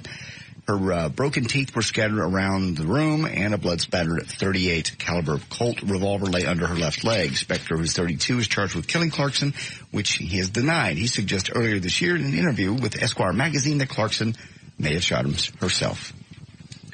What are you smiling at, Everett? Well, it's going to be evident from the proof, one way or the other. I mean, forensics are at such a heightened level of scrutiny, you know, that he ain't getting by with that defense if he shot her. There's just no way. I mean, they'll be able to tell by the trajectory of the bullet whether or not he had powder on his hands. Well, what about Robert Blake? I'm talking about with everything that's gone on, couldn't they either convict him or eliminate him just on the forensics? Well, I don't know. I don't know what the strength of the forensics are in that case. I don't know that anybody other than the prosecutor's office knows at this point. Is the defense not privy to that? Well, ultimately they will be, but I mean, it hasn't been disseminated in the media. To my knowledge, I haven't heard about it. Well, it just seems like if they had something, they went, hey, you know, the way it all looks, there's no way that Blake could have shot her because he has no powder burns in his hand, and by the way that she was shot. I don't know. I mean, I guess, you know, presumably... it seems like that would come up in conversation someplace. Well, I think ultimately all of that will be revealed. Okay. All right. Broken teeth and shooting in the mouth. That's just weird. Police considered yesterday whether to pursue charges against singer Bobby Brown after officers responded to a domestic abuse call by his wife, Whitney Houston. He hit her again? At their home in Atlanta, the Atlanta suburbs, apparently. Why did she stay with him? Officers... Because obviously this isn't the first time that he's... knocked her around. Yeah. Officers arrived at the couple's home Sunday evening and found Houston with a cut on her upper lip and a bruised cheek. Houston told officers that Brown hit her in the face during an argument. One of the officers said that by the time the officers arrived at the home, Brown had left for the airport to catch a flight to California. Police said they were trying to reach Brown to get his side of the story. No one's been arrested. And we have audio from before. Do you want to use any of it? Love to hear it. Something's Gotta Give is going to be opening up in the theaters on Friday. Cut number one is Jack Nicholson was asked why men like to date younger, much younger women than they are. As I remember it, flesh, you know, that's basically what it's about. I think. And a lot of fellas who do it, and I've always felt far superior to them. It's like arm piece stuff. You know what I mean? It's like a lot of guys, a big-time New York number anyway. You know, a lot of big-time business guys and stuff, they think it makes them look, you know, like this and that. You know, I never quite understood it myself, but I certainly have observed it. What did he just say? He just said, because younger women are hot. Why did it take him so long to say it? Because he's Jack Nicholson trying to be cute. All right, go ahead. Amanda Peet is also in this movie. Amanda Peet was asked, cut number two, if it was difficult for her to do the love scene with Jack Nicholson. I've had other times, like, people ask me, like, if the nude scene in Igby was difficult and things like that, and it's like, it's not. When you believe in the project as a whole, you're kind of willing to just be like, okay, would you like me to wear less, or is this good? Or, you don't really think that way. Like, when you're with Jack Nicholson, you're like, what can I do? You want me to straddle you this way or that way? Or, you just feel very lucky, so it becomes easy. That's Something's Got to Give coming up this weekend. And also, Stuck on You opens up in theaters tomorrow. Greg Kinnear, cut number 4, on what it was like to be strapped into a harness with Matt Damon while shooting Stuck on You. The guys tried to act like we were going to be able to kind of snap in and out of this thing in about...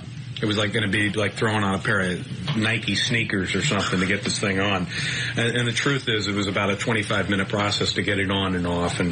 And so really, by the time they had reset the lights, there was no time to take it off. So you just kind of lived in this for this horrific contraption for about 12 or 14 hours a day. And cut number 5, finally, if you want to see, it's a scene from Stuck on You in which Matt Damon and Greg Kinnear entertain their friends by doing impressions. Oh, I do impersonations. Good evening, everybody. I'm Ted Koppel, just outside Madison Square Garden with the former champ, Mike Tyson. How does it feel? My defense is impregnable. My offense is impetuous. I'm going to hit him so hard. Tonight, Bob and Walt Tenner stuck together. It's called Stuck on You. It opens up in theaters tomorrow. There's news and information. I'm J.D. Ryan, Live 105.3. Gavin still here? I think so. Tell him not to leave. I'll give him his birthday presents before he goes. He'll leave about 5:30 normally.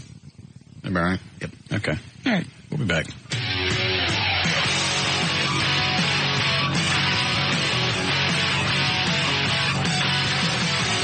This is Russ Martin.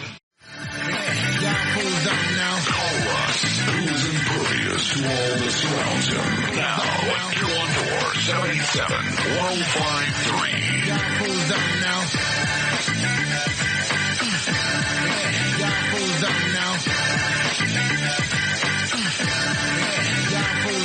Let's do traffic here. Hi, Gail. Hey, Russ. What do you got?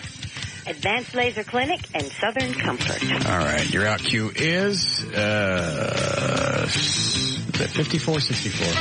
It's got laser at the end of it someplace. Brought to you by Advanced Laser Clinics. For the best in laser hair removal and skin rejuvenation procedures, call Advanced Laser Clinics. 866-54-LASER. 3 Dallas locations. 866-54-LASER. Brought to you by Southern Comfort. For nights the stars align, the dots connect, and it all comes together. Southern Comfort. Between friends.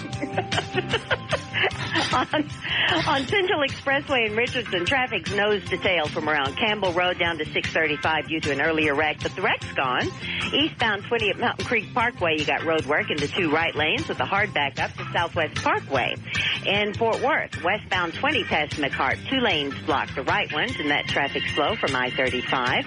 In Arlington on westbound 20 past Green Oak, there's a wreck, but that one's on the left shoulder.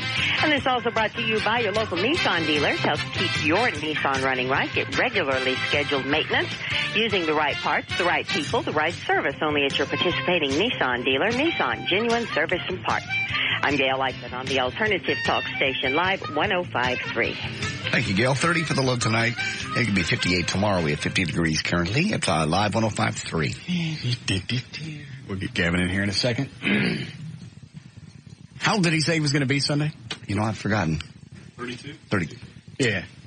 He didn't look 32. Mm-mm. Well, young.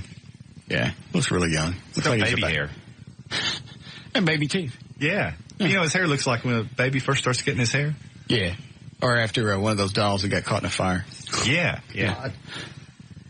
What? He's such a nice guy. I didn't say he wasn't a nice guy. I know. We were just talking about how young he looked. I realize that's a compliment. It is. And his baby hair. And his baby teeth. I know. With his great big gums and little bitty teeth at the bottom. Our very first meeting. Almost looked like his teeth were an afterthought. Quit. No, he has normal teeth. All right, very first meeting, what? It was just fun. The whole staff was all gathered together, everybody in there. But corporate guys, Gavin's going to be introduced to everybody. Because any time that you bring in a new program director, everybody's always worried. Well, all the grunts are. Yes. They're all worried about their job. What are we going to do? Mm-hmm. Here comes a new program director. I better make a good first showing. Right. Did I set up your bit for you? Very nice. Good. So, Dave Siebert does his big speech. That's a big, yay. Gavin comes up, does his big speech. All right, open up the room. Are there any questions? Nobody wants to say anything. Valerie goes, how old are you? All the things to ask. Yeah. How old are you? Now, what did she mean? Did she mean that as a compliment, or are you really old enough to run this radio station? Nobody wanted to ask at that point. Everyone wanted to be out of there. That made us look really good. How old are you? It's all right. What size are those pants? Yeah. It was just so, of all the things that had just been said, that was so... Say, where you buy your corduroy? He seems to be big in corduroy. Yes, he is. Yeah, wears a lot of cords. And he always wears coats that don't fit. Is that the look in Vegas? It's kind of a younger guy hip look, yeah. Because the sleeves go down to his knuckles, and the coat part goes down to right above his knees. Yes. Maybe he's hoping to grow into it. I don't think it'll happen. No. Probably not. All right. We'll take up the calls. We'll get Gavin in. Where's his gift? Right here. Oh. Dandy. Okay. Yes, Paris? Hey, how you doing, Russ? I got a question for Everett here. Okay. Make this as short as I can. My grandmother gave power of attorney to her son a few years ago. Since then, she's wanted to find some money that she had in a bank in Greenville. Well, I called the bank earlier today, and all of her accounts, he is, the way they say it, he's the owner of the account, and she's the beneficiary of them, all except for one account. What does that mean? Well, it sounds as though he's been made the trustee of her estate or of her accounts, and that she is the beneficiary of that trust. In other words, he's administering the trust on her behalf. How old is she? 86. She'll be 86 in January. Does she know what's going on? Yeah, a little bit. Not too much anymore. But she's not competent. I mean, she wouldn't be someone that could manage her own money and things like that. Exactly. Okay. That would be my guess. I mean, I don't know for sure. Are you worried about this guy's going to screw her around? Yeah, very well. Not so much him, but his puppet master. Who was that? His sister. Okay. Yeah, that's the one that I'm worried about.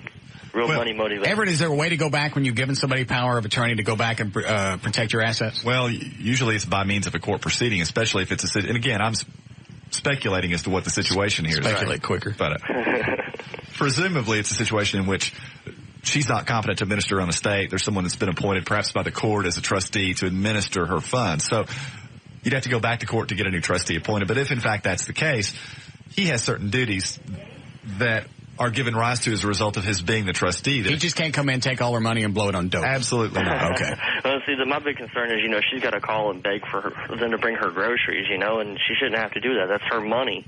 Well, no, you're exactly right. She should have a right to that. She called him earlier to see if I could go grocery shopping for her, and he threw a fit. And it just doesn't make any sense to me. If you like, I can refer you to someone that could probably help you out with that. Email you at info@dallasattorney.com. That's it. All right. Hey, you guys have a good afternoon. Thank you, sir. Enjoy your show, Russ. Good luck with your grandma. All right, thank you. All right. That would wig me out to have somebody in charge of all my stuff.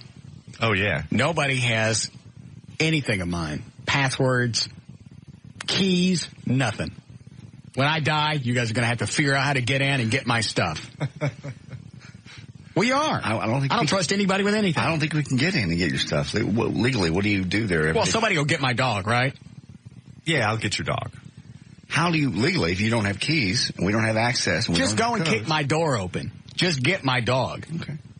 I don't care about anything else in the house. I understand. Stay out of the cars. Why do you care if you're dead? That's not the point. What do you care? Stay out of the cars. What do I do with them? You need to leave some kind of notes to people. Yeah. All right. Maybe well, it will. This one, in case you can't remember, stay out of the cars. Okay. How long does it take to put together a will? Not very long. Do I got to list everything I have? No. Do I have to leave anything in the will if somebody takes care of my dog? I'll take care of your dog if you like. You lost the last one. Oh, that was low. You let your last dog get up. I did not. It escaped. Whatever. Russ. We went and looked for it. I know, but that's not very nice. I miss that dog. I'm not the one that asked for the $1,000 when he found it. JD was. Hey, I found the dog over here by the church. Where is it? Where's the money? Where's the dog? Bring the cash. Didn't say that. Yes, you did. I didn't. We were off Buckner Boulevard and Garland Road by some church on Garland Road. You said, I think I found Everett's dog. I went, where is it? You went, where's the check? I did. I would not do that to my friend Everett. I said, I'll call Everett. You tell him, bring the check. Didn't say that, Everett. And where's the dog? He didn't care. Dog was right there. It's a German Shepherd. Yeah, but we still don't know exactly where it was because you wouldn't tell us. Stop it. As long as you got your cash, that's all you I didn't get cash. All right. Take this and then we'll bring Gavin in here. Yes, Catherine? Hey, Russ. Yes. I overheard you talking to the mayor yesterday. How did you hear that? It was on the radio. Shut up. Shut up with the radio shtick. I'm on her. How did you hear that? Well, it was on the radio. Well, then it wasn't overhearing, was it? Fine, then. I heard your phone conversation with the mayor. She's not the first chick to say that. No. Hey, I overheard or I was eavesdropping or whatever. Dude, we're on the radio. All right, go ahead. You overheard my conversation. How rude. You were rude. You showed her absolutely no respect. I was rude to who? To the mayor. You showed her no respect. You babbled on and on about the policeman, and you made fun of her. I didn't make fun of her, and I was not rude to her. You didn't show her any respect. Yes, I did. I showed her respect by letting her on the show. I didn't jump her ass. I didn't call her any names, which I normally would do when I'm pissed off at somebody. Did she stay on the whole 20 minutes, or whatever part you overheard? Yes, I believe so. Okay. Did she sound pissed off when she got off the phone? No, but did she get to address did I let her address all the issues that I brought up? The part I heard, yes, you did. All right. Where was the rudeness? You sounded rude. I had questions I wanted answered, and she knew I was going to ask those ahead of time. I think those are questions that everybody wants to know. Why are we jacking around with the 6-foot rule? Why are we worried about smoking in restaurants, homeless with shopping carts, and not taking care of cops when they get shot? I believe those are valid concerns. They are very valid concerns, but you have no reason to be rude. I was not rude. And disrespectful. Was I rude to her? Absolutely not. You were stern, but you were not rude. See? You were... No, you were rude. Even at the end, she went, you're a teddy bear, Russ. You said you were going to be tough. Remember? Yeah. You didn't call her any names, but you were thinking about it. I'm sure you made little comments off I told her at times it sounds like retards are running the city of Dallas. And it does. That was not rude. No, it's not rude. Mm-mm. That was awful. I could have said at times it looks like other people are running the city of Dallas, and I didn't. That would be rude. She's your mayor. It doesn't matter what her concerns are and what she's doing to make you mad. You have respect for your mayor. I had respect for her, and I also had some questions I wanted answered. Did you get your questions answered? I don't think I did. She responded to them, but I don't think I understood anything. I was not rude and understanding. Those two don't come into play. Your tone of voice was completely different with her. I never heard as your talk show host, you're being rude to me. You're not the mayor. So? You're not somebody who has significantly higher power than I do. Yes, I do. No, you don't. Yes, I do. You think you do, but you don't. You're not anything like the mayor, and I am nothing like the talk show host interviewing the mayor. You were very disrespectful. I was not. Do you like everything that she's doing? I don't live in the city of Dallas. Okay. Well, I would still be concerned about it because the city of Dallas affects the rest of North Central Texas. Just because you don't live I don't live in Dallas, but this stuff still is going to affect me sooner or later. I have to work in Dallas. I have to drive through Dallas. I do business in Dallas. Just because you don't physically live here doesn't mean you shouldn't be concerned. It doesn't mean I need to be disrespectful towards Mayor Miller either. I wasn't rude to her. I'm being rude to you. Didn't say anything ugly to her. No. Even at the end, she was laughing, saying, I thought you were going to be tough. Well, I didn't hear it, but it sounds like you had legitimate questions. I mean, questions that a lot of people have had of her. They were very strong questions, and she answered sort of kind of some of them. I think she knows, I said this yesterday, I think she knows that I'm stupid, and if she does enough dancing around the actual issue, I'm going to go, all right, okay, I guess. Because I don't have anything else to throw out, because she can say, well, we did studies around the country, and no other businesses have lost money when a smoking ban was implemented. Well, I don't have any other information to go against that. My issue with that is, I put money into this business, you change the rules, you don't think anything's going to happen, but you don't know, and you're going to gamble my business and my income and my investments with what you think's going to happen. Well, and how can you quantify the number of businesses that decide not to come here? It's not as though there's some sort of survey that's administered to them and they say, but for this, we would have come here. But you know that kind of stuff's going on. If I was a corporation looking to move into North Texas, I would stay away from Dallas. I'd go to Arlington, mid-cities. You live in mid-cities, don't you? Mm-hmm. You always have. How long? Still, forever. Fort Worth, whatever. Right. I would look into moving into those different cities because very seldom do you hear them having any problems. You're right. You can't prove it, but we've lost several really big contracts. We lost Boeing. Mm-hmm. Mm-hmm. Because you know damn well they looked at the city council and went, a bunch of nuts down there. And also, do you want to move into the city and open up a business if you think there's a morale problem with the police officers? Not at all. The firefighters. And a high crime rate. Yeah.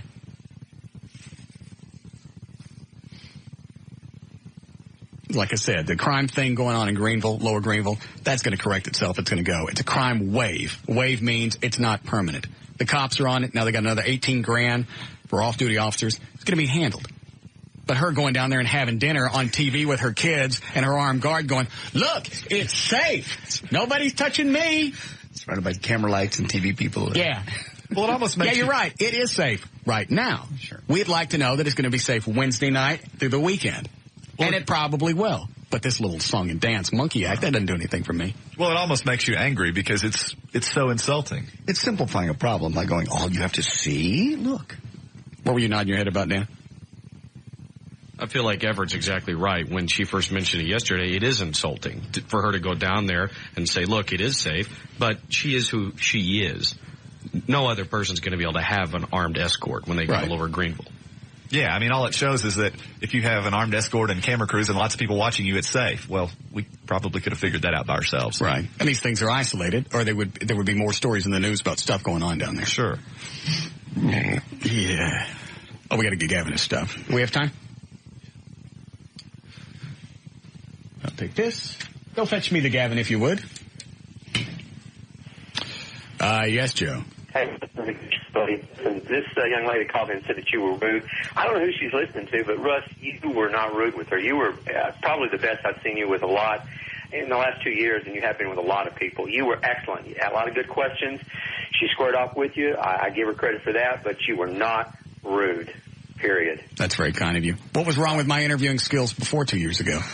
No, I'm saying other you've had. I mean, you don't cut them any slack. Okay. You get to the point. Well, here was my thing, is there was a lot of stuff I was pissed off about, and if I got pissed off at the beginning and jumped on her and started calling her stuff, she's going to hang up, and you don't get to the other things that you wanted to talk about.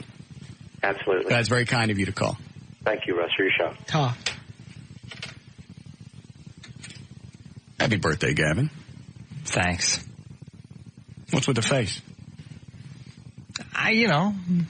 My office looks like a war zone, and I thought they cleaned part of it up. They cleaned most of it up. Well, yeah. They get you any new ceiling tiles?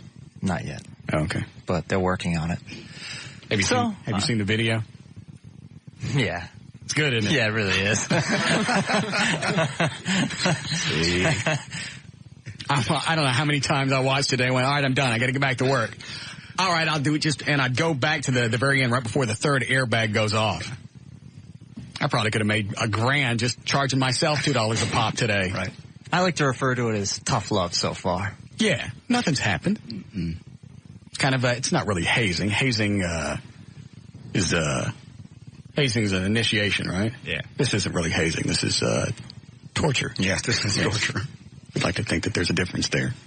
But nothing's happened. He's not in the hospital. We've been making drink 5 gallons of water. No. Been careful of his safety. Yes. We're the most low-maintenance show on the station, yes? Well, hopefully my gums will get smaller. Saying I got big gums. Smile for us. Kind of normal teeth. Quit it. Maybe we could paint over the gums. No. You don't need to paint over the gums. They can quit brushing for a while. Maybe they'll recede on their own. Yeah. Your gums bleed? Occasionally. Good, he's on his way. Excellent. All right. Who would have thought halitosis was bad? Gingivitis. Yes. Okay. Where's his... Okay. What's this? This is your gift. Where are you going? He steps back. There are no wires on this. That never stopped you guys before. There's hardly any wires on those firecrackers you throw in my office as well. Yeah, I know it. There you go. I'm trusting you. I'm standing in the same room. I figure, you know what? because I've gotten a lot of feedback about this, but this could be a breakthrough day. What? Because you get a gift? Yeah. I forgot. I think I asked you this before. How long did you work in Vegas? 4.5 years. What were the ratings at the station when you took over? The ratings were about between 18th and 20th place. And where did you take it? Third. Really? Yeah. What demographic? That was persons 35 to 54. And was it their target? Yes. What made you decide to come here? You? Did that sound stuck up? Yes. No, it was a great opportunity. I've always wanted to be a top 10 program director. It was, a dream of mine. And before 32, that's a pretty big coup. It's a great deal. Yeah. You went from, what market is Vegas? What size? Market number 39. So you jumped up all the way to market number 5. Yeah. Yeah. Do you have aspirations to go somewhere else? No, I really like it here, and I want to stay here for a while. I really do. They were dangling a deal in L.A. in front of him, too. Dallas for L.A. And he Why didn't you go to L.A.? That's like market number 2, isn't it? I didn't like L.A. Why not? I spoke English, and it doesn't go over well there. Is it mostly Hispanic out there now? Yeah, really. What's the top station out there? Top station would actually be Hispanic, besides the rhythmic CHR. And it's a tough talk market. It was basically, a news station. And Lycus is big out there, isn't he? Yeah. Lycus gets great numbers out there. Does real well. I like Tom Lycus. Yeah. Good host. Real good host.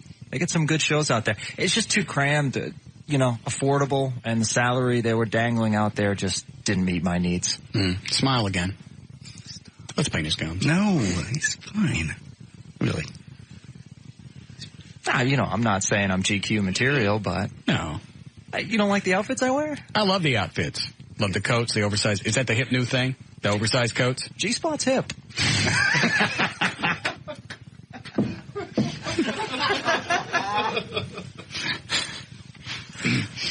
Yes. They're calling that in sales meetings now. Oh, G-Spot? Oh, yeah. Unbelievable. Throwing out these proposals and then all of a sudden they look over and... Siebert's call you G-Spot? Yeah. Well, you should call him Fingers. Yeah, I know. I got to work on that. Yeah. I don't mind Siebert doing it, but salespeople, no. Has anybody on the air staff, called you a G-Spot? There have been a couple people on other shows that have done that. And did you... I put the game face on. Good for you. Yeah. He's a good man. Yeah, he is.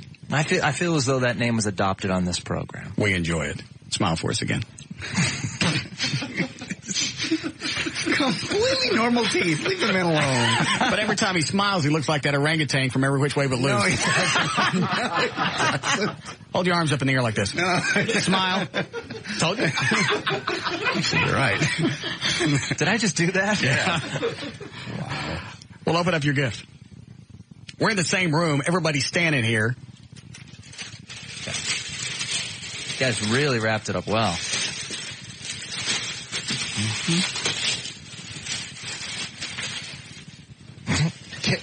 Quit ducking. We're going to take it as a team. Simultaneously, all 4 or 5 people got underneath the counter. Wow. Very nicely wrapped. Dan did that. Nice job, Dan. You're welcome. That top's about to come open. Flip it this way. There you go.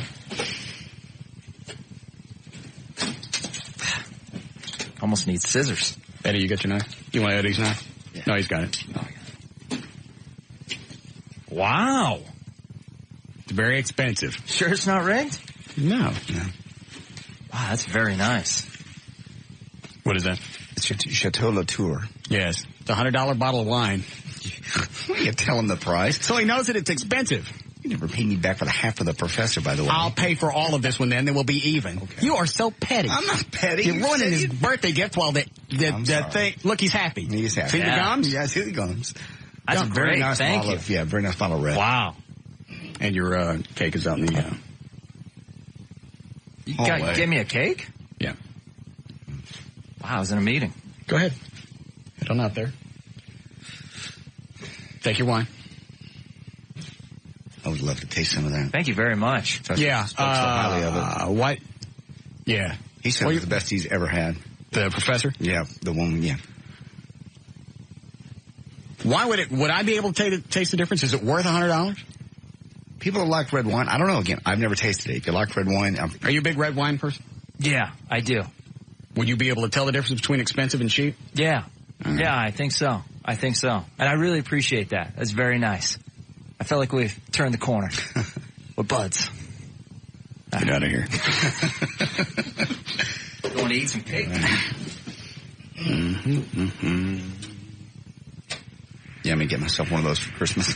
Myself a Christmas gift to try it, just to try it. Oh, we didn't sing Happy Birthday. Happy Birthday.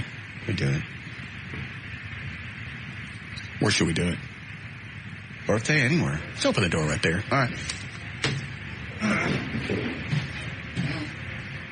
Not all the way. Gavin? Sing happy birthday. We forgot to sing Happy Birthday. You're going to sing happy birthday? Yes. Nice. We ready? Yeah.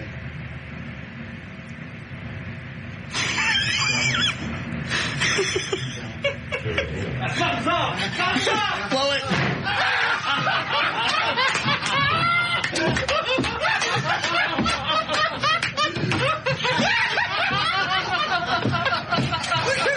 My sweater!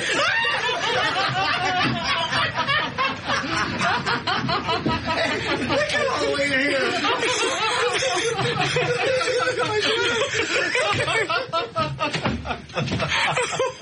Covered in cake. I didn't get the door closed quick enough. I gotta look in the hall. Oh, look at the window. It's all over the window. Eddie and Dan Lewis, we took one of the airbags, and they bought a cake, got the cake box, took the cake out of the box, put the airbag on the bottom, covered it with frosting, and then put the cake on top. It went swimmingly. Is it in my hair? Yeah, it's all over your sweater. I forgot to turn the radio up out there so he could hear us sing Happy Birthday. Yeah. So that's why you had to. That crap is everywhere. Do you guys have both cameras running? Yeah. I got to look. Somebody watch the delay.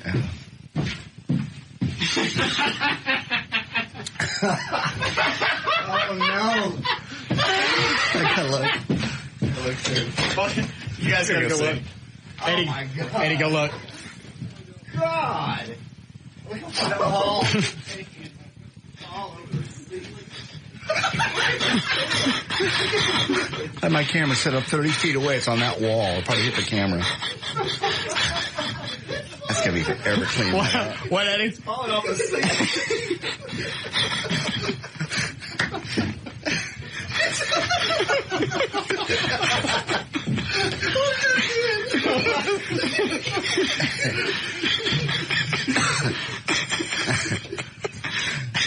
So much for rounding that corner.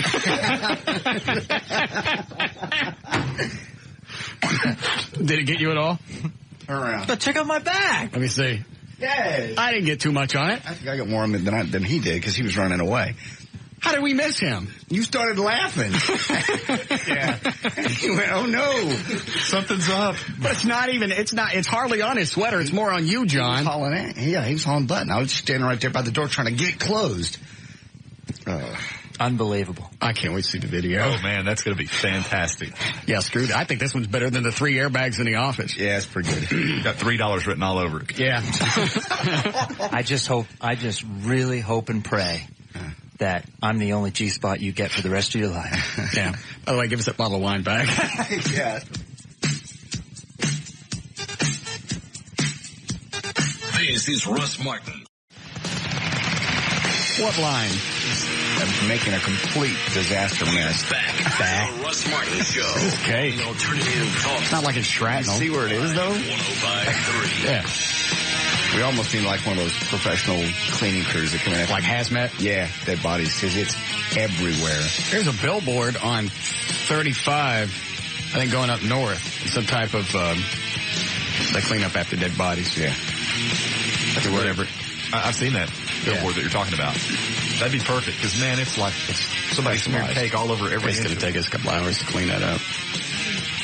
But watching the video, it looks like the Kennedy assassination. It does. Because Gavin goes running off in one direction, and the cake just blows. Gavin's just running. Yeah. He gets a little cheesy when he gets on the air. Yeah. I feel like we've turned the corner. He's trying to be a buddy. He's trying so hard to be in the buddy club. And he's trying. I hope I'm the only G-spot you ever get again. With as much flesh in his mouth, I'm sure there's one in there someplace. No. God.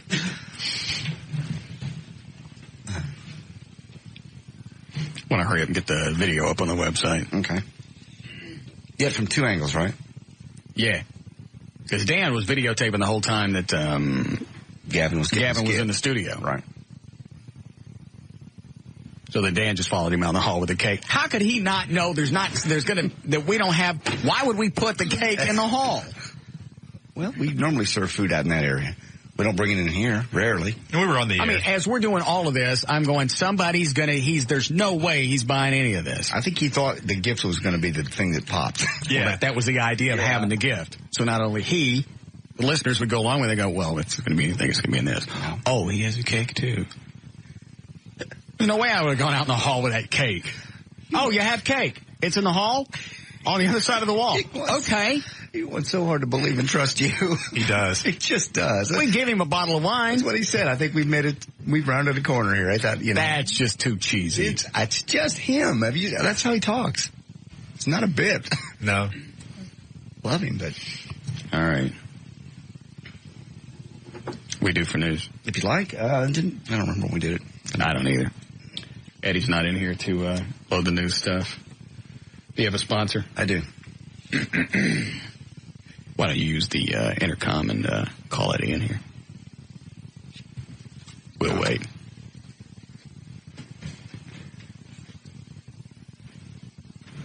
Eddie! Thank you. Come here! I got him. Good. That's new, isn't it? Yeah. I knew we just put it in. Eddie, load up the new sounder in the first sponsor. Here we go. Okay. Did you do a legal ID? All right, 5:57, J.D. Ryan's on Live 105.3. Russ, it's brought to us by Miller Lite. Hang on, he's looking for it. All right. This hour of the Russ Martin Show is brought to you in part by Miller Lite. I could have done that. And by Hurricane Grill, I'll be out there on Friday. It'll be a great big party Friday night. Lower Greenville Avenue at Goodwin. It's 2831 Greenville Avenue, 10 until midnight. A great atmosphere. Hurricane Grill taking Dallas by storm. 12-year-old boy is being evacuated after allegedly threatening to go on a killing spree. It's not the right word. Evaluated, I'm sorry. Does it say evacuated? No, it says evaluated. All right, go ahead. You caught yourself. 12-year-old boy is being evaluated after allegedly threatening. I can't believe it actually came in the crack of the door. Yeah, you knew it was going to go. Why didn't you just slam the door? I was trying. It's got that closer on it, and I was pulling it. Just as I turned, I felt that spray up and down me. I didn't get that close. Must be what it's like when you get brain splattered all over you. Jackie. Just that warm. Yeah, it was just that warm. Like, oh, man. That's why I'm saying that just watching the video, when we watch it back in slow motion, and that cake explodes, it looked like somebody's head. It does. It's really funny from in here, too, because you hear the explosion, and then instantly there's cake everywhere on the window, on the walls. That window's we got to get professional cleaners in here. You really think? I really think. It's in the carpet deep down. It's all over the ceiling. We're going to have to get a ladder. It went everywhere. Because JD had the door open, it's on the inside of the door. Yeah. Just open it. I mean, it was open. I almost got it closed. That's got to be the first time somebody's been getting a birthday cake and somebody's singing happy birthday and somebody goes, blow it. Yes.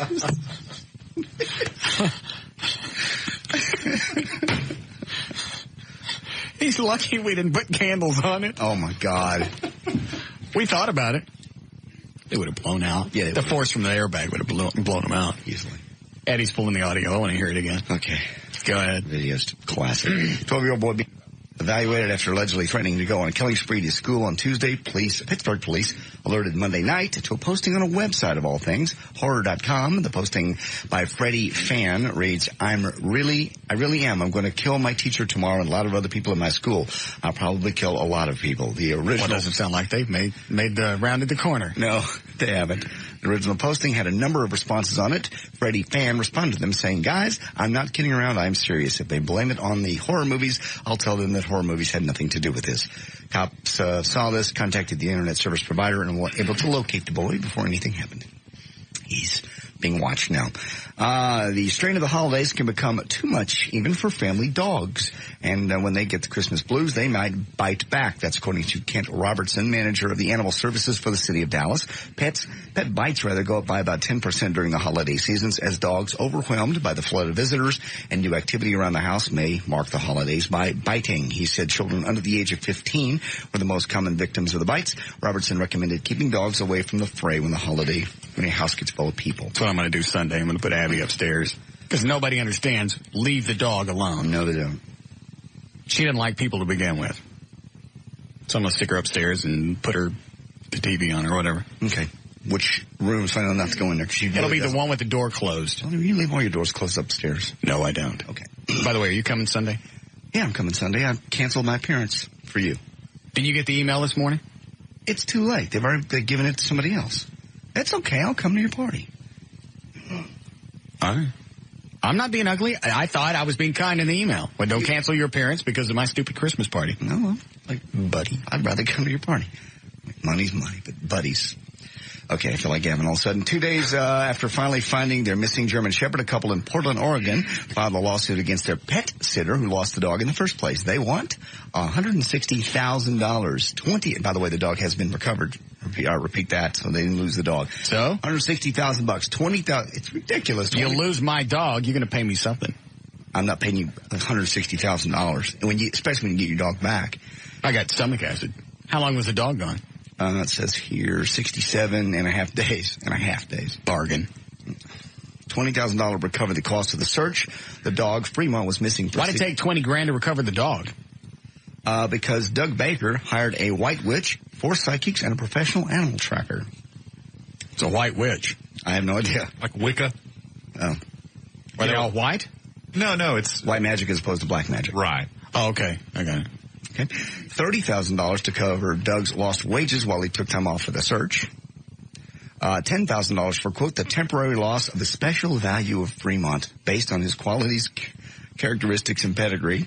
And $100,000, that's the big one, for emotional damages. The day after being reunited with his dog, Doug said, quote, I lived in a nightmare for 67 and a half days. Yesterday was the first day I didn't cry, and last night was the first night I didn't go out and scream. Doug says that he knows that his pet sitter, Lisa Dunbar, didn't intentionally let the dog loose. He just thinks that she should be sued for not doing more to get the German Shepherd back. She should. You're out of your mind. You lose my dog, I'm going to whoop your ass, and I want my $160,000. I expect you to whoop my ass, but you're not going to get cash. You get $160,000 for a dog? A dog. Something that I what? Be careful where you go with this. Where I what? Nothing. Where I what? Nothing. I didn't say where I what? I said something, a dog. I mean, I understand, but it's $160,000. Yes. That seems ridiculous. Like losing my child. It's not anything like a child. It is to me. You can't buy a child in the mall. What? Eddie, go get me a cake. What? Well, I'm serious. How dare you relate a child to a dog? I mean, I realize you love your dog. Are you going to tell me how much affection or how much value I can place on another being? No. Just because they sell them in the malls? They got kids in the homeless shelters. That's not a mall. So you can go get you one. They got them in the Buckner Children's Home. Are you telling me that just because you're in a certain area, you don't carry a value? No. Certainly not. So you're saying the kids in the Buckner Children's Home aren't as good as real kids? No, I never said that. Quit putting words in my mouth. You don't even think they're real kids? I didn't ever. Please don't help me. I've volunteered years at the Buckner Children's Home. So that doesn't give you the right to say that those kids there are second-class citizens? I never said that. I didn't even come close to saying that. I didn't say it. Did you say it, Evan? No, I didn't say it. Well, you're the only one left. I said that. Should we just... Is this the audio from Gavin? Yes. Why is it 3 minutes? I got it for a little bit before and then after the explosion, right when you start to sing Happy Birthday to it. How far before it goes off? About 20 seconds. Oh, okay. That's all right. Hey, whatever happened to my cow that I was going to get to milk? I can't find anybody that will actually bring a cow. I called dairies, and they don't have any, like, real local dairies. Nobody in North Texas milks cows? There's people that milk cows, but they're like regular farmers, and the majority of the answers I got were I would get nothing out of promoting something that I already sell. I don't sell to the public. I sell to a manufacturer. Oh. So they didn't see any benefit to that. Well, wait a minute. I thought at a certain point somebody promised to bring a cow. There was a lady, I have her card on my desk, that ran a petting zoo, and they had a milking cow over in Fort Worth, and she was going to bring it up. And that's what I want. I want a milking cow. I want to squeeze its teats. I do. You ever milked a cow, Everett? Never have. That's what I wanted to do. You ever done it? No. I forget where the idea came from. I just decided I wanted to milk one. Either a cow. We were talking about that Paris Hilton reality show where they're out on a farm. Oh, right. And, you know, they're milking cows. And he goes, you ever done that? And I said, I have. And he wanted to do it. I haven't. So I want a cow or a goat. Yeah. Or a lactating cat. Yes. But no dogs. That's weird. That's strange. You can't do that. All right. Well, what happened to her? She called me the day after that she had agreed to do it and said that she turned on the radio station and heard Howard Stern and did not want to be associated with Howard Stern because she ran a family business. Well, it's got nothing to do with us. I told her, I said, we're not Howard Stern. It's a completely different show. And she said, but y'all's radio station carries it, and I don't want any association with him whatsoever. Oh, you don't? Yep. Okay. You don't remember the name of the business? No, I've got the card on my desk, though. So I don't get no cow? I haven't been able to find one yet. Dan was working on a goat. Well, that's all right. A Nigerian dwarf dairy goat. Nigerian? Yes. You got a gold tooth? Does it? No. Well, that's all right. Lactating a Nigerian goat? Is that what you said? Yes. Dwarf.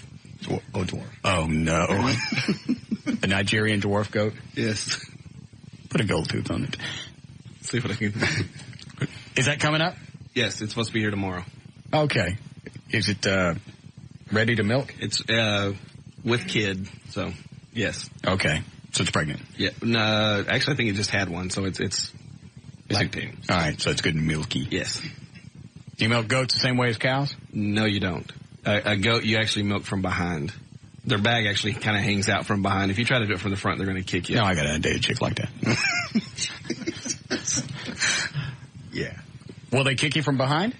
No, for some reason they don't. That's naturally where the baby comes up to milk from. They don't ever go, like calves will go up underneath a cow to milk. Would it let me suckle on its teat? That I don't know. Gross. That's not gross. That is gross. People do it out of cows. Not directly. I've seen on TV. No, I don't think you put your mouth on it. Why? Everything that against the law when you do something like that with a cow? No, it's okay. Okay. See? Why would it be against the law? I'm not having sexual contact with a thing. Okay. I'm just suckling. Okay. Seriously, is there anything against the law? I'd have to look at the cruelty to animal statute, but I don't it's not think being so. cruel. No, I don't think it is. I'd have to see what the elements are. I'm not violating it. I'm milking it. Okay. I just like to taste it straight out of the teat. And you can do that. You're just drinking it sooner than most people. Yes. Well, you can do that with the cow. And because the one time I was at the dairy farm, the farmer grabbed the teat and shot it about 3 or 4 feet. So in your mouth? No, I didn't want to do that. Why not? I just didn't. It just didn't appeal to me at the moment. Warm, fresh milk out of the cow just sounded gross. Mm. What? Sexy. It's not sexy. Quit it. Either with this Nigerian midget goat, so you can either give it a gold tooth or put some of them wax lips on it. Big red wax lips? Yeah. And a wig. Okay. You want it to be provocative.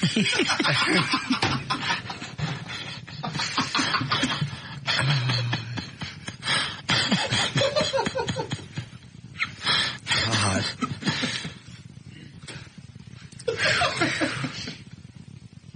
Man, I'm backing up. There's a line here somewhere that we need to stop. There is no line. Yes. I just want to milk the goat. That'll be fine. That's fun.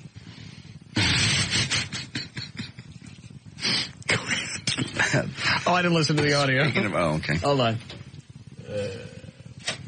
Yeah, I'm going to get myself one of those for Christmas. myself a Christmas gift to try it, just to try it. Oh, we didn't sing Happy Birthday and Happy Birthday. We do it. Where should we do it? Birthday, anywhere. Let's open the door right there. All right. Not all the way. Gavin? Sing happy birthday.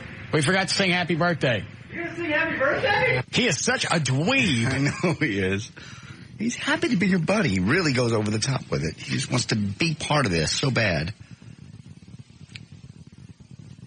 It's just coming off as cheesy to me. Yes. I was so close to singing it. Yeah, you were close. I was looking at your face going, come on, happy. And you just, I saw it and went, oh, man. We ready? Yeah.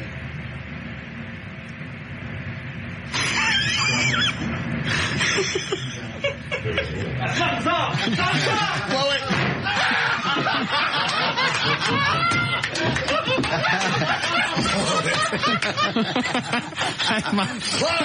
That's my favorite part. He's getting away. Blow it! Listen to that again.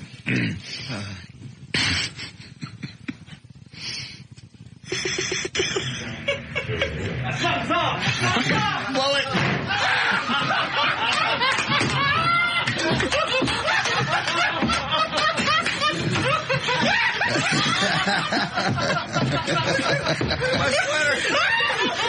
This is so funny because when it went off, Everett's right. All the frosting and cake just went straight up against the window that looks out into the lobby area. We need a break. Yes. No, listen to this one more time. So when is my Nigerian midget coming? I'll have to get with Dan and find out the exact time. Yeah. But that's tomorrow for sure? That's what he told me. Where's it coming from?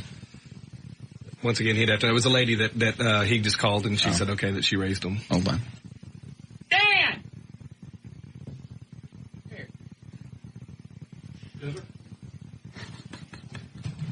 Who's, turn your mic on. Who's bringing my miniature goat?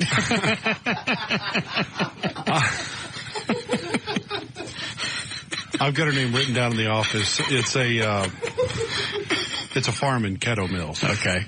Would you tell them when they're coming up tomorrow? A little after 3. We asked them to put a gold tooth on it. Sure. Thank you. No problem. And a wig. Why do I want that, Everett? We want it to be provocative. Yeah. And a wig. Any particular shade? The wig? Yeah. What color's the goat? I believe she said it's white with a brown face. I thought you said it was Nigerian. Yeah. Yes. Well, what happened? It's white with a brown face. I think that's the color of the goat. Yeah. Oh. Well, that's not funny. No. Not meant to be. They have any other colors? I don't think so, no. I think that's kind of standard. They're just brown and white. Oh. All right. That'll do.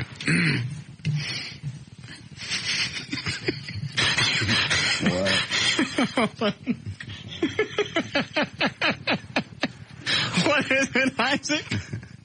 If you slip up and say nigga goat, because I heard you almost say it. If you say nigga goat, it's going to be a problem. I've been letting you go all day with the little color jokes, but it's going to be a problem if you do that, Russ. I will not. And JD, you don't let everything be so funny to you. Okay, I'll try. Thanks. Thank you, Isaac. All right. All right. Straighten me out. You heard him. Go get my thing, goat. I will. Thank you. How many places did you call to get one? I went to 3 since I was out in that area anyway, and none of them would give me a goat. How did you convince this lady? Just talked to her on the phone. Her husband, I believe, is a listener of the show because she seemed familiar with the station. Oh, okay. Because as soon as I asked, she went, well, yeah, sure. Oh. After all the people we called, she was easy. Dandy. Then we'll plug her business many times tomorrow. Okay. All right. Do the gold tooth anyway. I'll see what I can do. I think it'll add to the moment. Okay. Because like I said, I'd like it to be provocative. Thank you.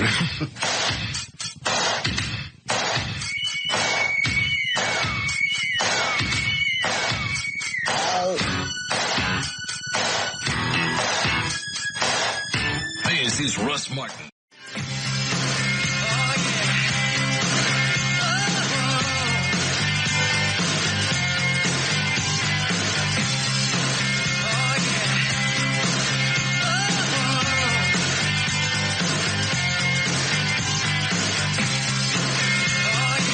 I forget where we were.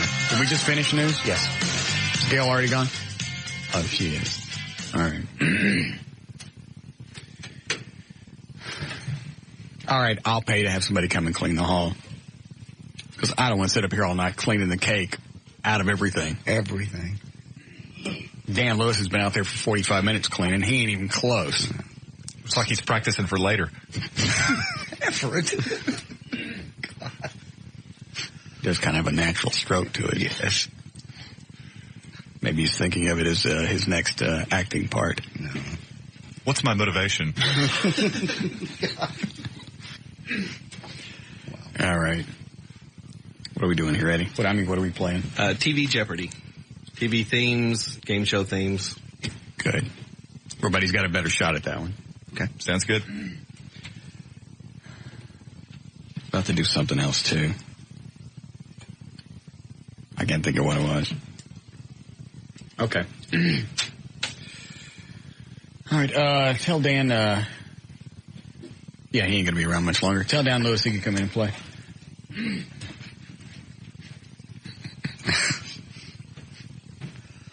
That struck Eddie as funny. Yes.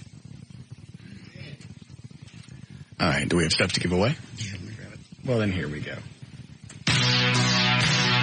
Welcome to Idiot Savant Jeopardy. And now, here's the host of Idiot Savant Jeopardy, Russ Martin.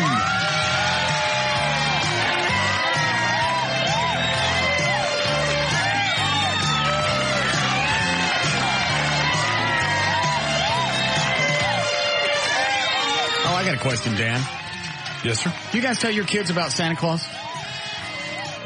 As far as the reality of Santa Claus? Yeah, if there's a real Santa Claus.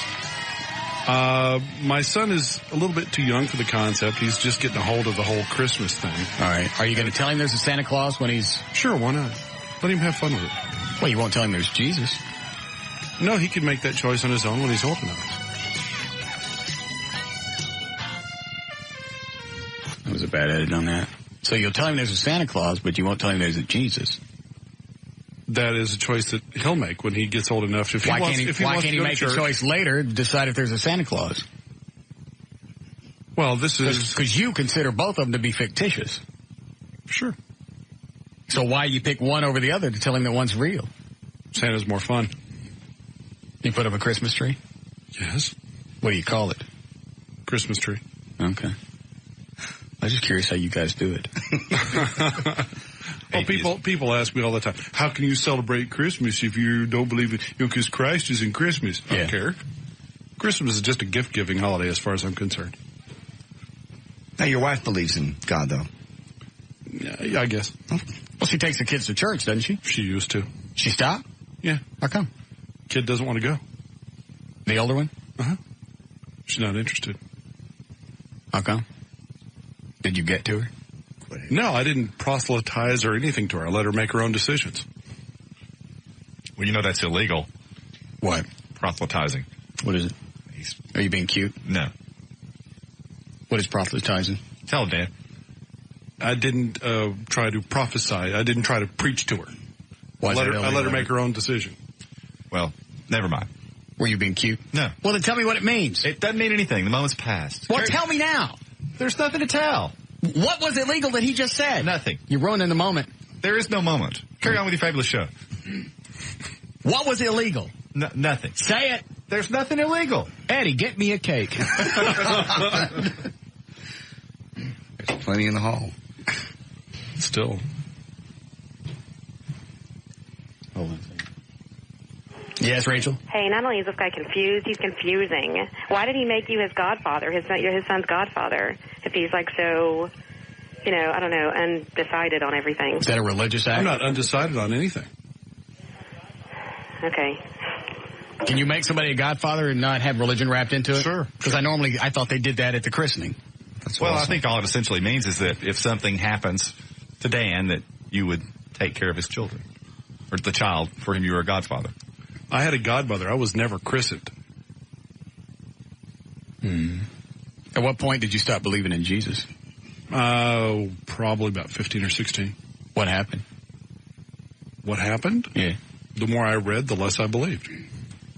The more I saw the men of our church that would come hang out at my dad's shop, I'd see them. My dad had, the TV shop in Pleasant Grove. TV repair. Yeah. The deacons of the church, they'd all be all amens on Sunday and all hanging out and talking with my dad and talking about the whores and all the stuff that they did. Those are men. I don't understand the difference between your relationship. It started opening my eyes a little bit to these so-called religious men.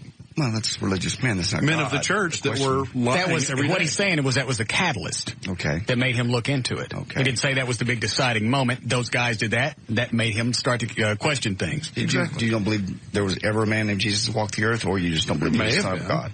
Okay. Most legends have some basis, in fact. What is your official position? Do you consider yourself an atheist or an agnostic? I'm a nothing. That's agnostic, isn't it? Yeah. Yeah. Or poor self-esteem. Yeah. Why?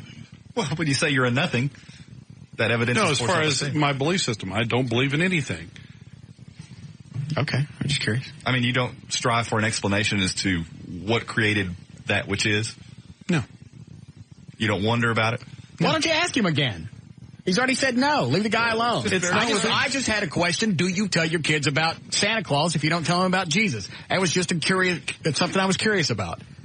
He's answered your question 2 or 3 times, counselor. Let it go. And John, you get off his ass. You're the one that drops GD the most, and you're the one that claims to be the most religious. Don't flip me off. Every time you do that, you make the baby Jesus cry. I do not. God. It's like tearing the wings off an angel. Yeah. I saw you getting ready to jump on Dan. I wasn't jumping. He cannot believe in God all he wants. Actually, we had that conversation a long time ago. I just forgot. Forgot what? Whether he believed there was never a man named Jesus or he just wasn't the Son of God. There might have been a Jesus. I don't think everybody believes that he actually went out and walked the earth and could touch people and change lepers into wine.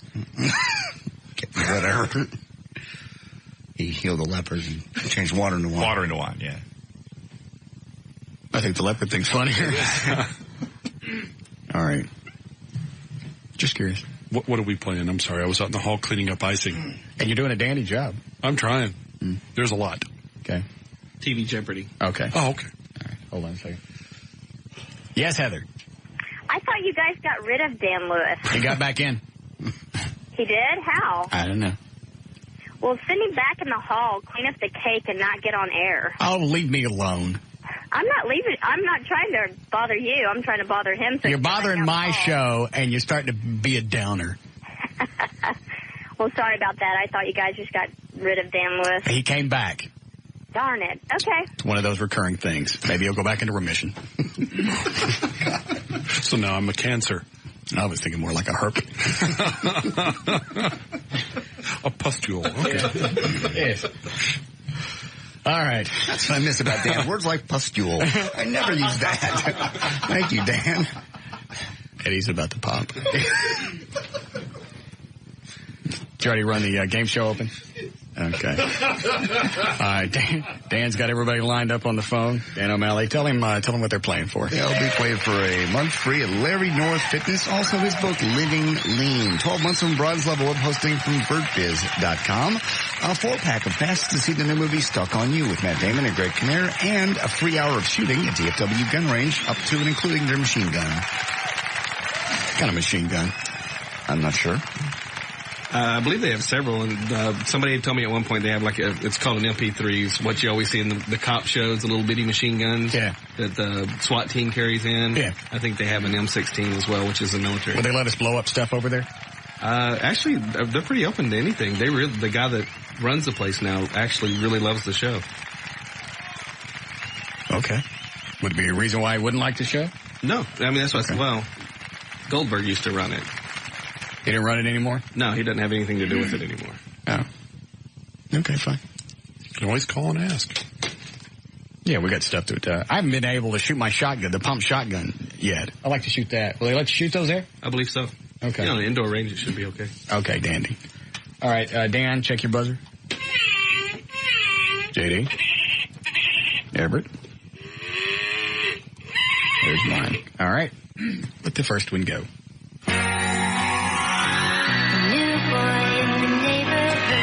Russ. What is Charles in charge? Correct. I want Charles in charge of me. Yeah. Russ. What is the facts of life? Correct.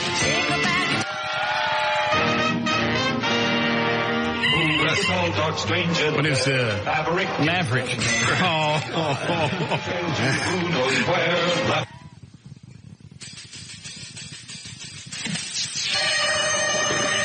Everett. What is Mission Impossible? Correct. Theorizing that one could time travel within his own lifetime. Dan. What is quantum leap? Correct. Everett. What are the atoms, or what is the Addams family? Correct. Russ. What is, oh, please. What are the Flintstones? Correct. I was blinking. Russ. What is,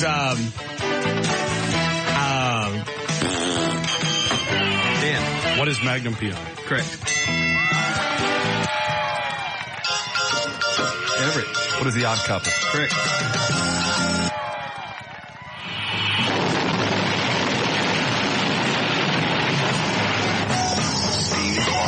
Russ. what is the $6 million man? Correct.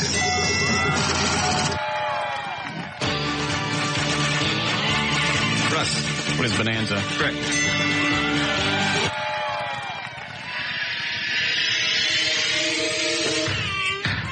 Dan. What is Unsolved Mysteries? Correct. Now the world don't Everett. What are different strokes? Correct.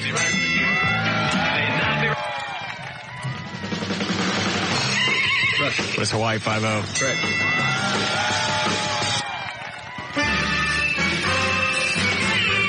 Dan. What? Ooh. never hangs around when he hears this mighty sound. Russ.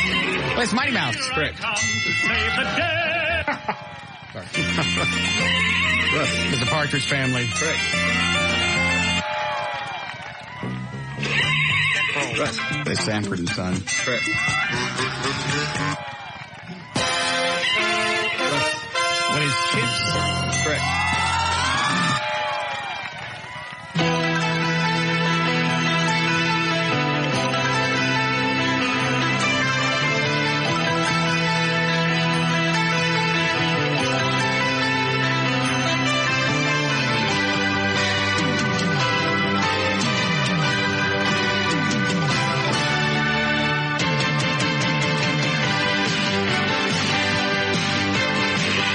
What is the A-Team? Incorrect.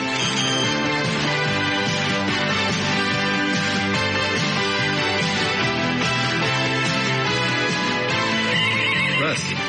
What is MacGyver? Correct. What is McCheater? What? I see O'Malley in there feeding you lines. Turned around, he's combing his hair. You what? I tried giving it to 3 people in that studio. I aimed it to JD and even Dan. I mouthed it to him when you didn't see it. I was the only one looking at you for a clue. All right. Good. Russ. What is Knight Rider? Correct.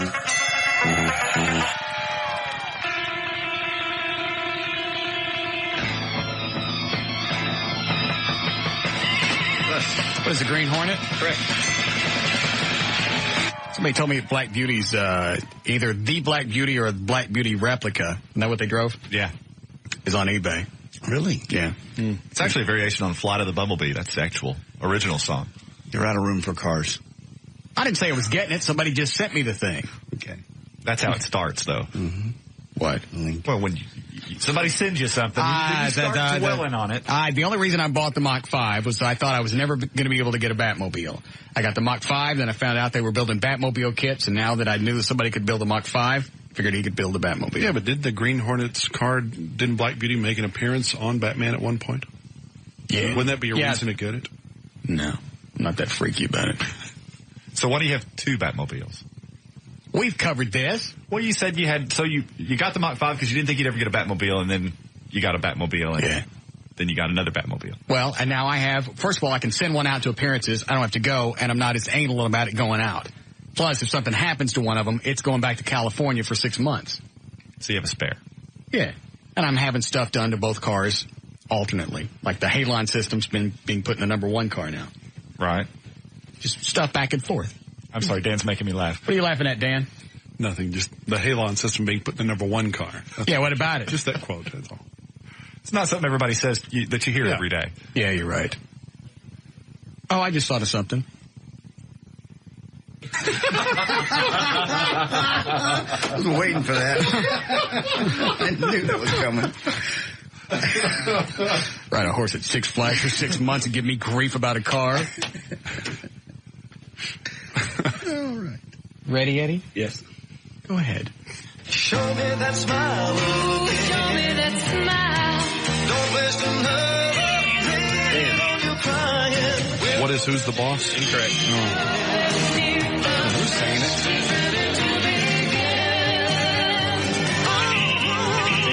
It was Growing Pains? Correct. Everett. It's Twilight Zone. Correct. Everett. What is Wheel of Fortune? Correct. What is The Price is Right? Correct. Everett. What is the $10,000 pyramid? Correct. Or the $25,000 pyramid?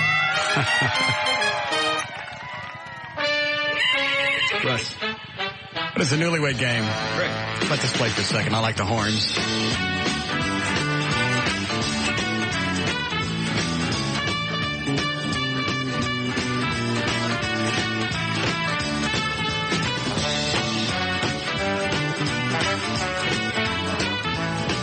All right, I'm done.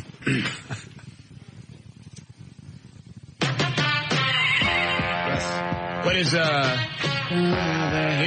come the, here come the brides. Oh. Dating? What is the dating game? Correct.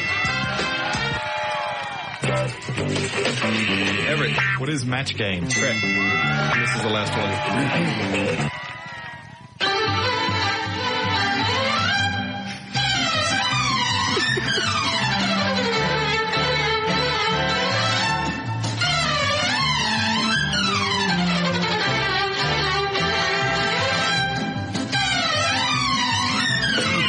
I'll take a shot. Dan. What's my line? Correct. Oh, yeah, I already knew that. That's awesome. All right, score, John. Score. Dan and I ended up with 2 each. Everett had 7. You had 14. Well, hold on a second. I thought I had a Newlywed Game in here. Hold on.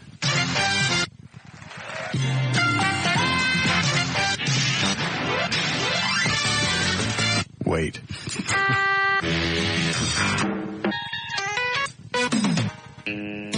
Wait.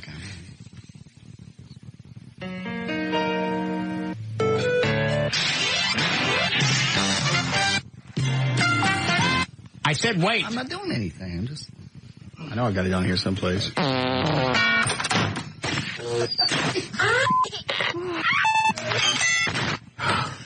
It's the...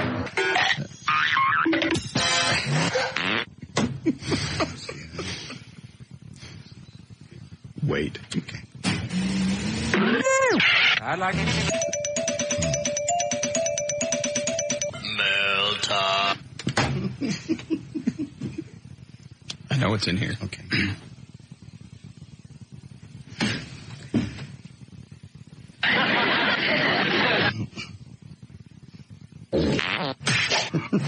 I give up. Okay.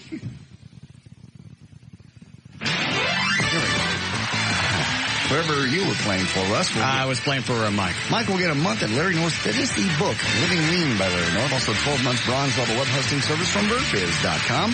And a 4-pack of passes to see Stuck on You featuring Matt Damon and Greg Kinnear, not to mention the 3-hour shooting at the DFW gun range, up to and including machine guns. This is Russ Martin.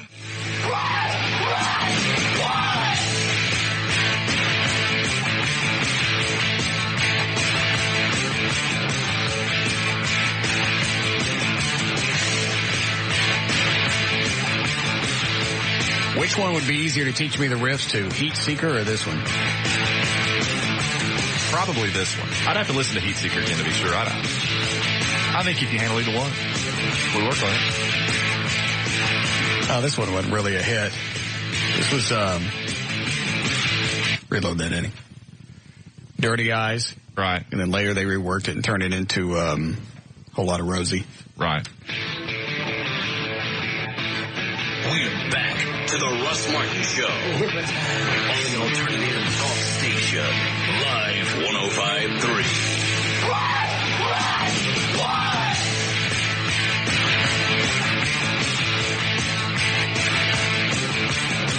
How many chords? 3, 4 max. Are they far away? Nah, we'll scrunch them up close together. Yeah, I want to pick one more that we could do for New Year's Eve. Highway to Hell and something else. Either one. Whole Lot of Rosie or Heat Seeker, whichever. Yeah. What was the other one that he loaded up today, Eddie? The other AC/DC song. Yeah, load that one. I like this one, too. Oh, yeah. We did this one?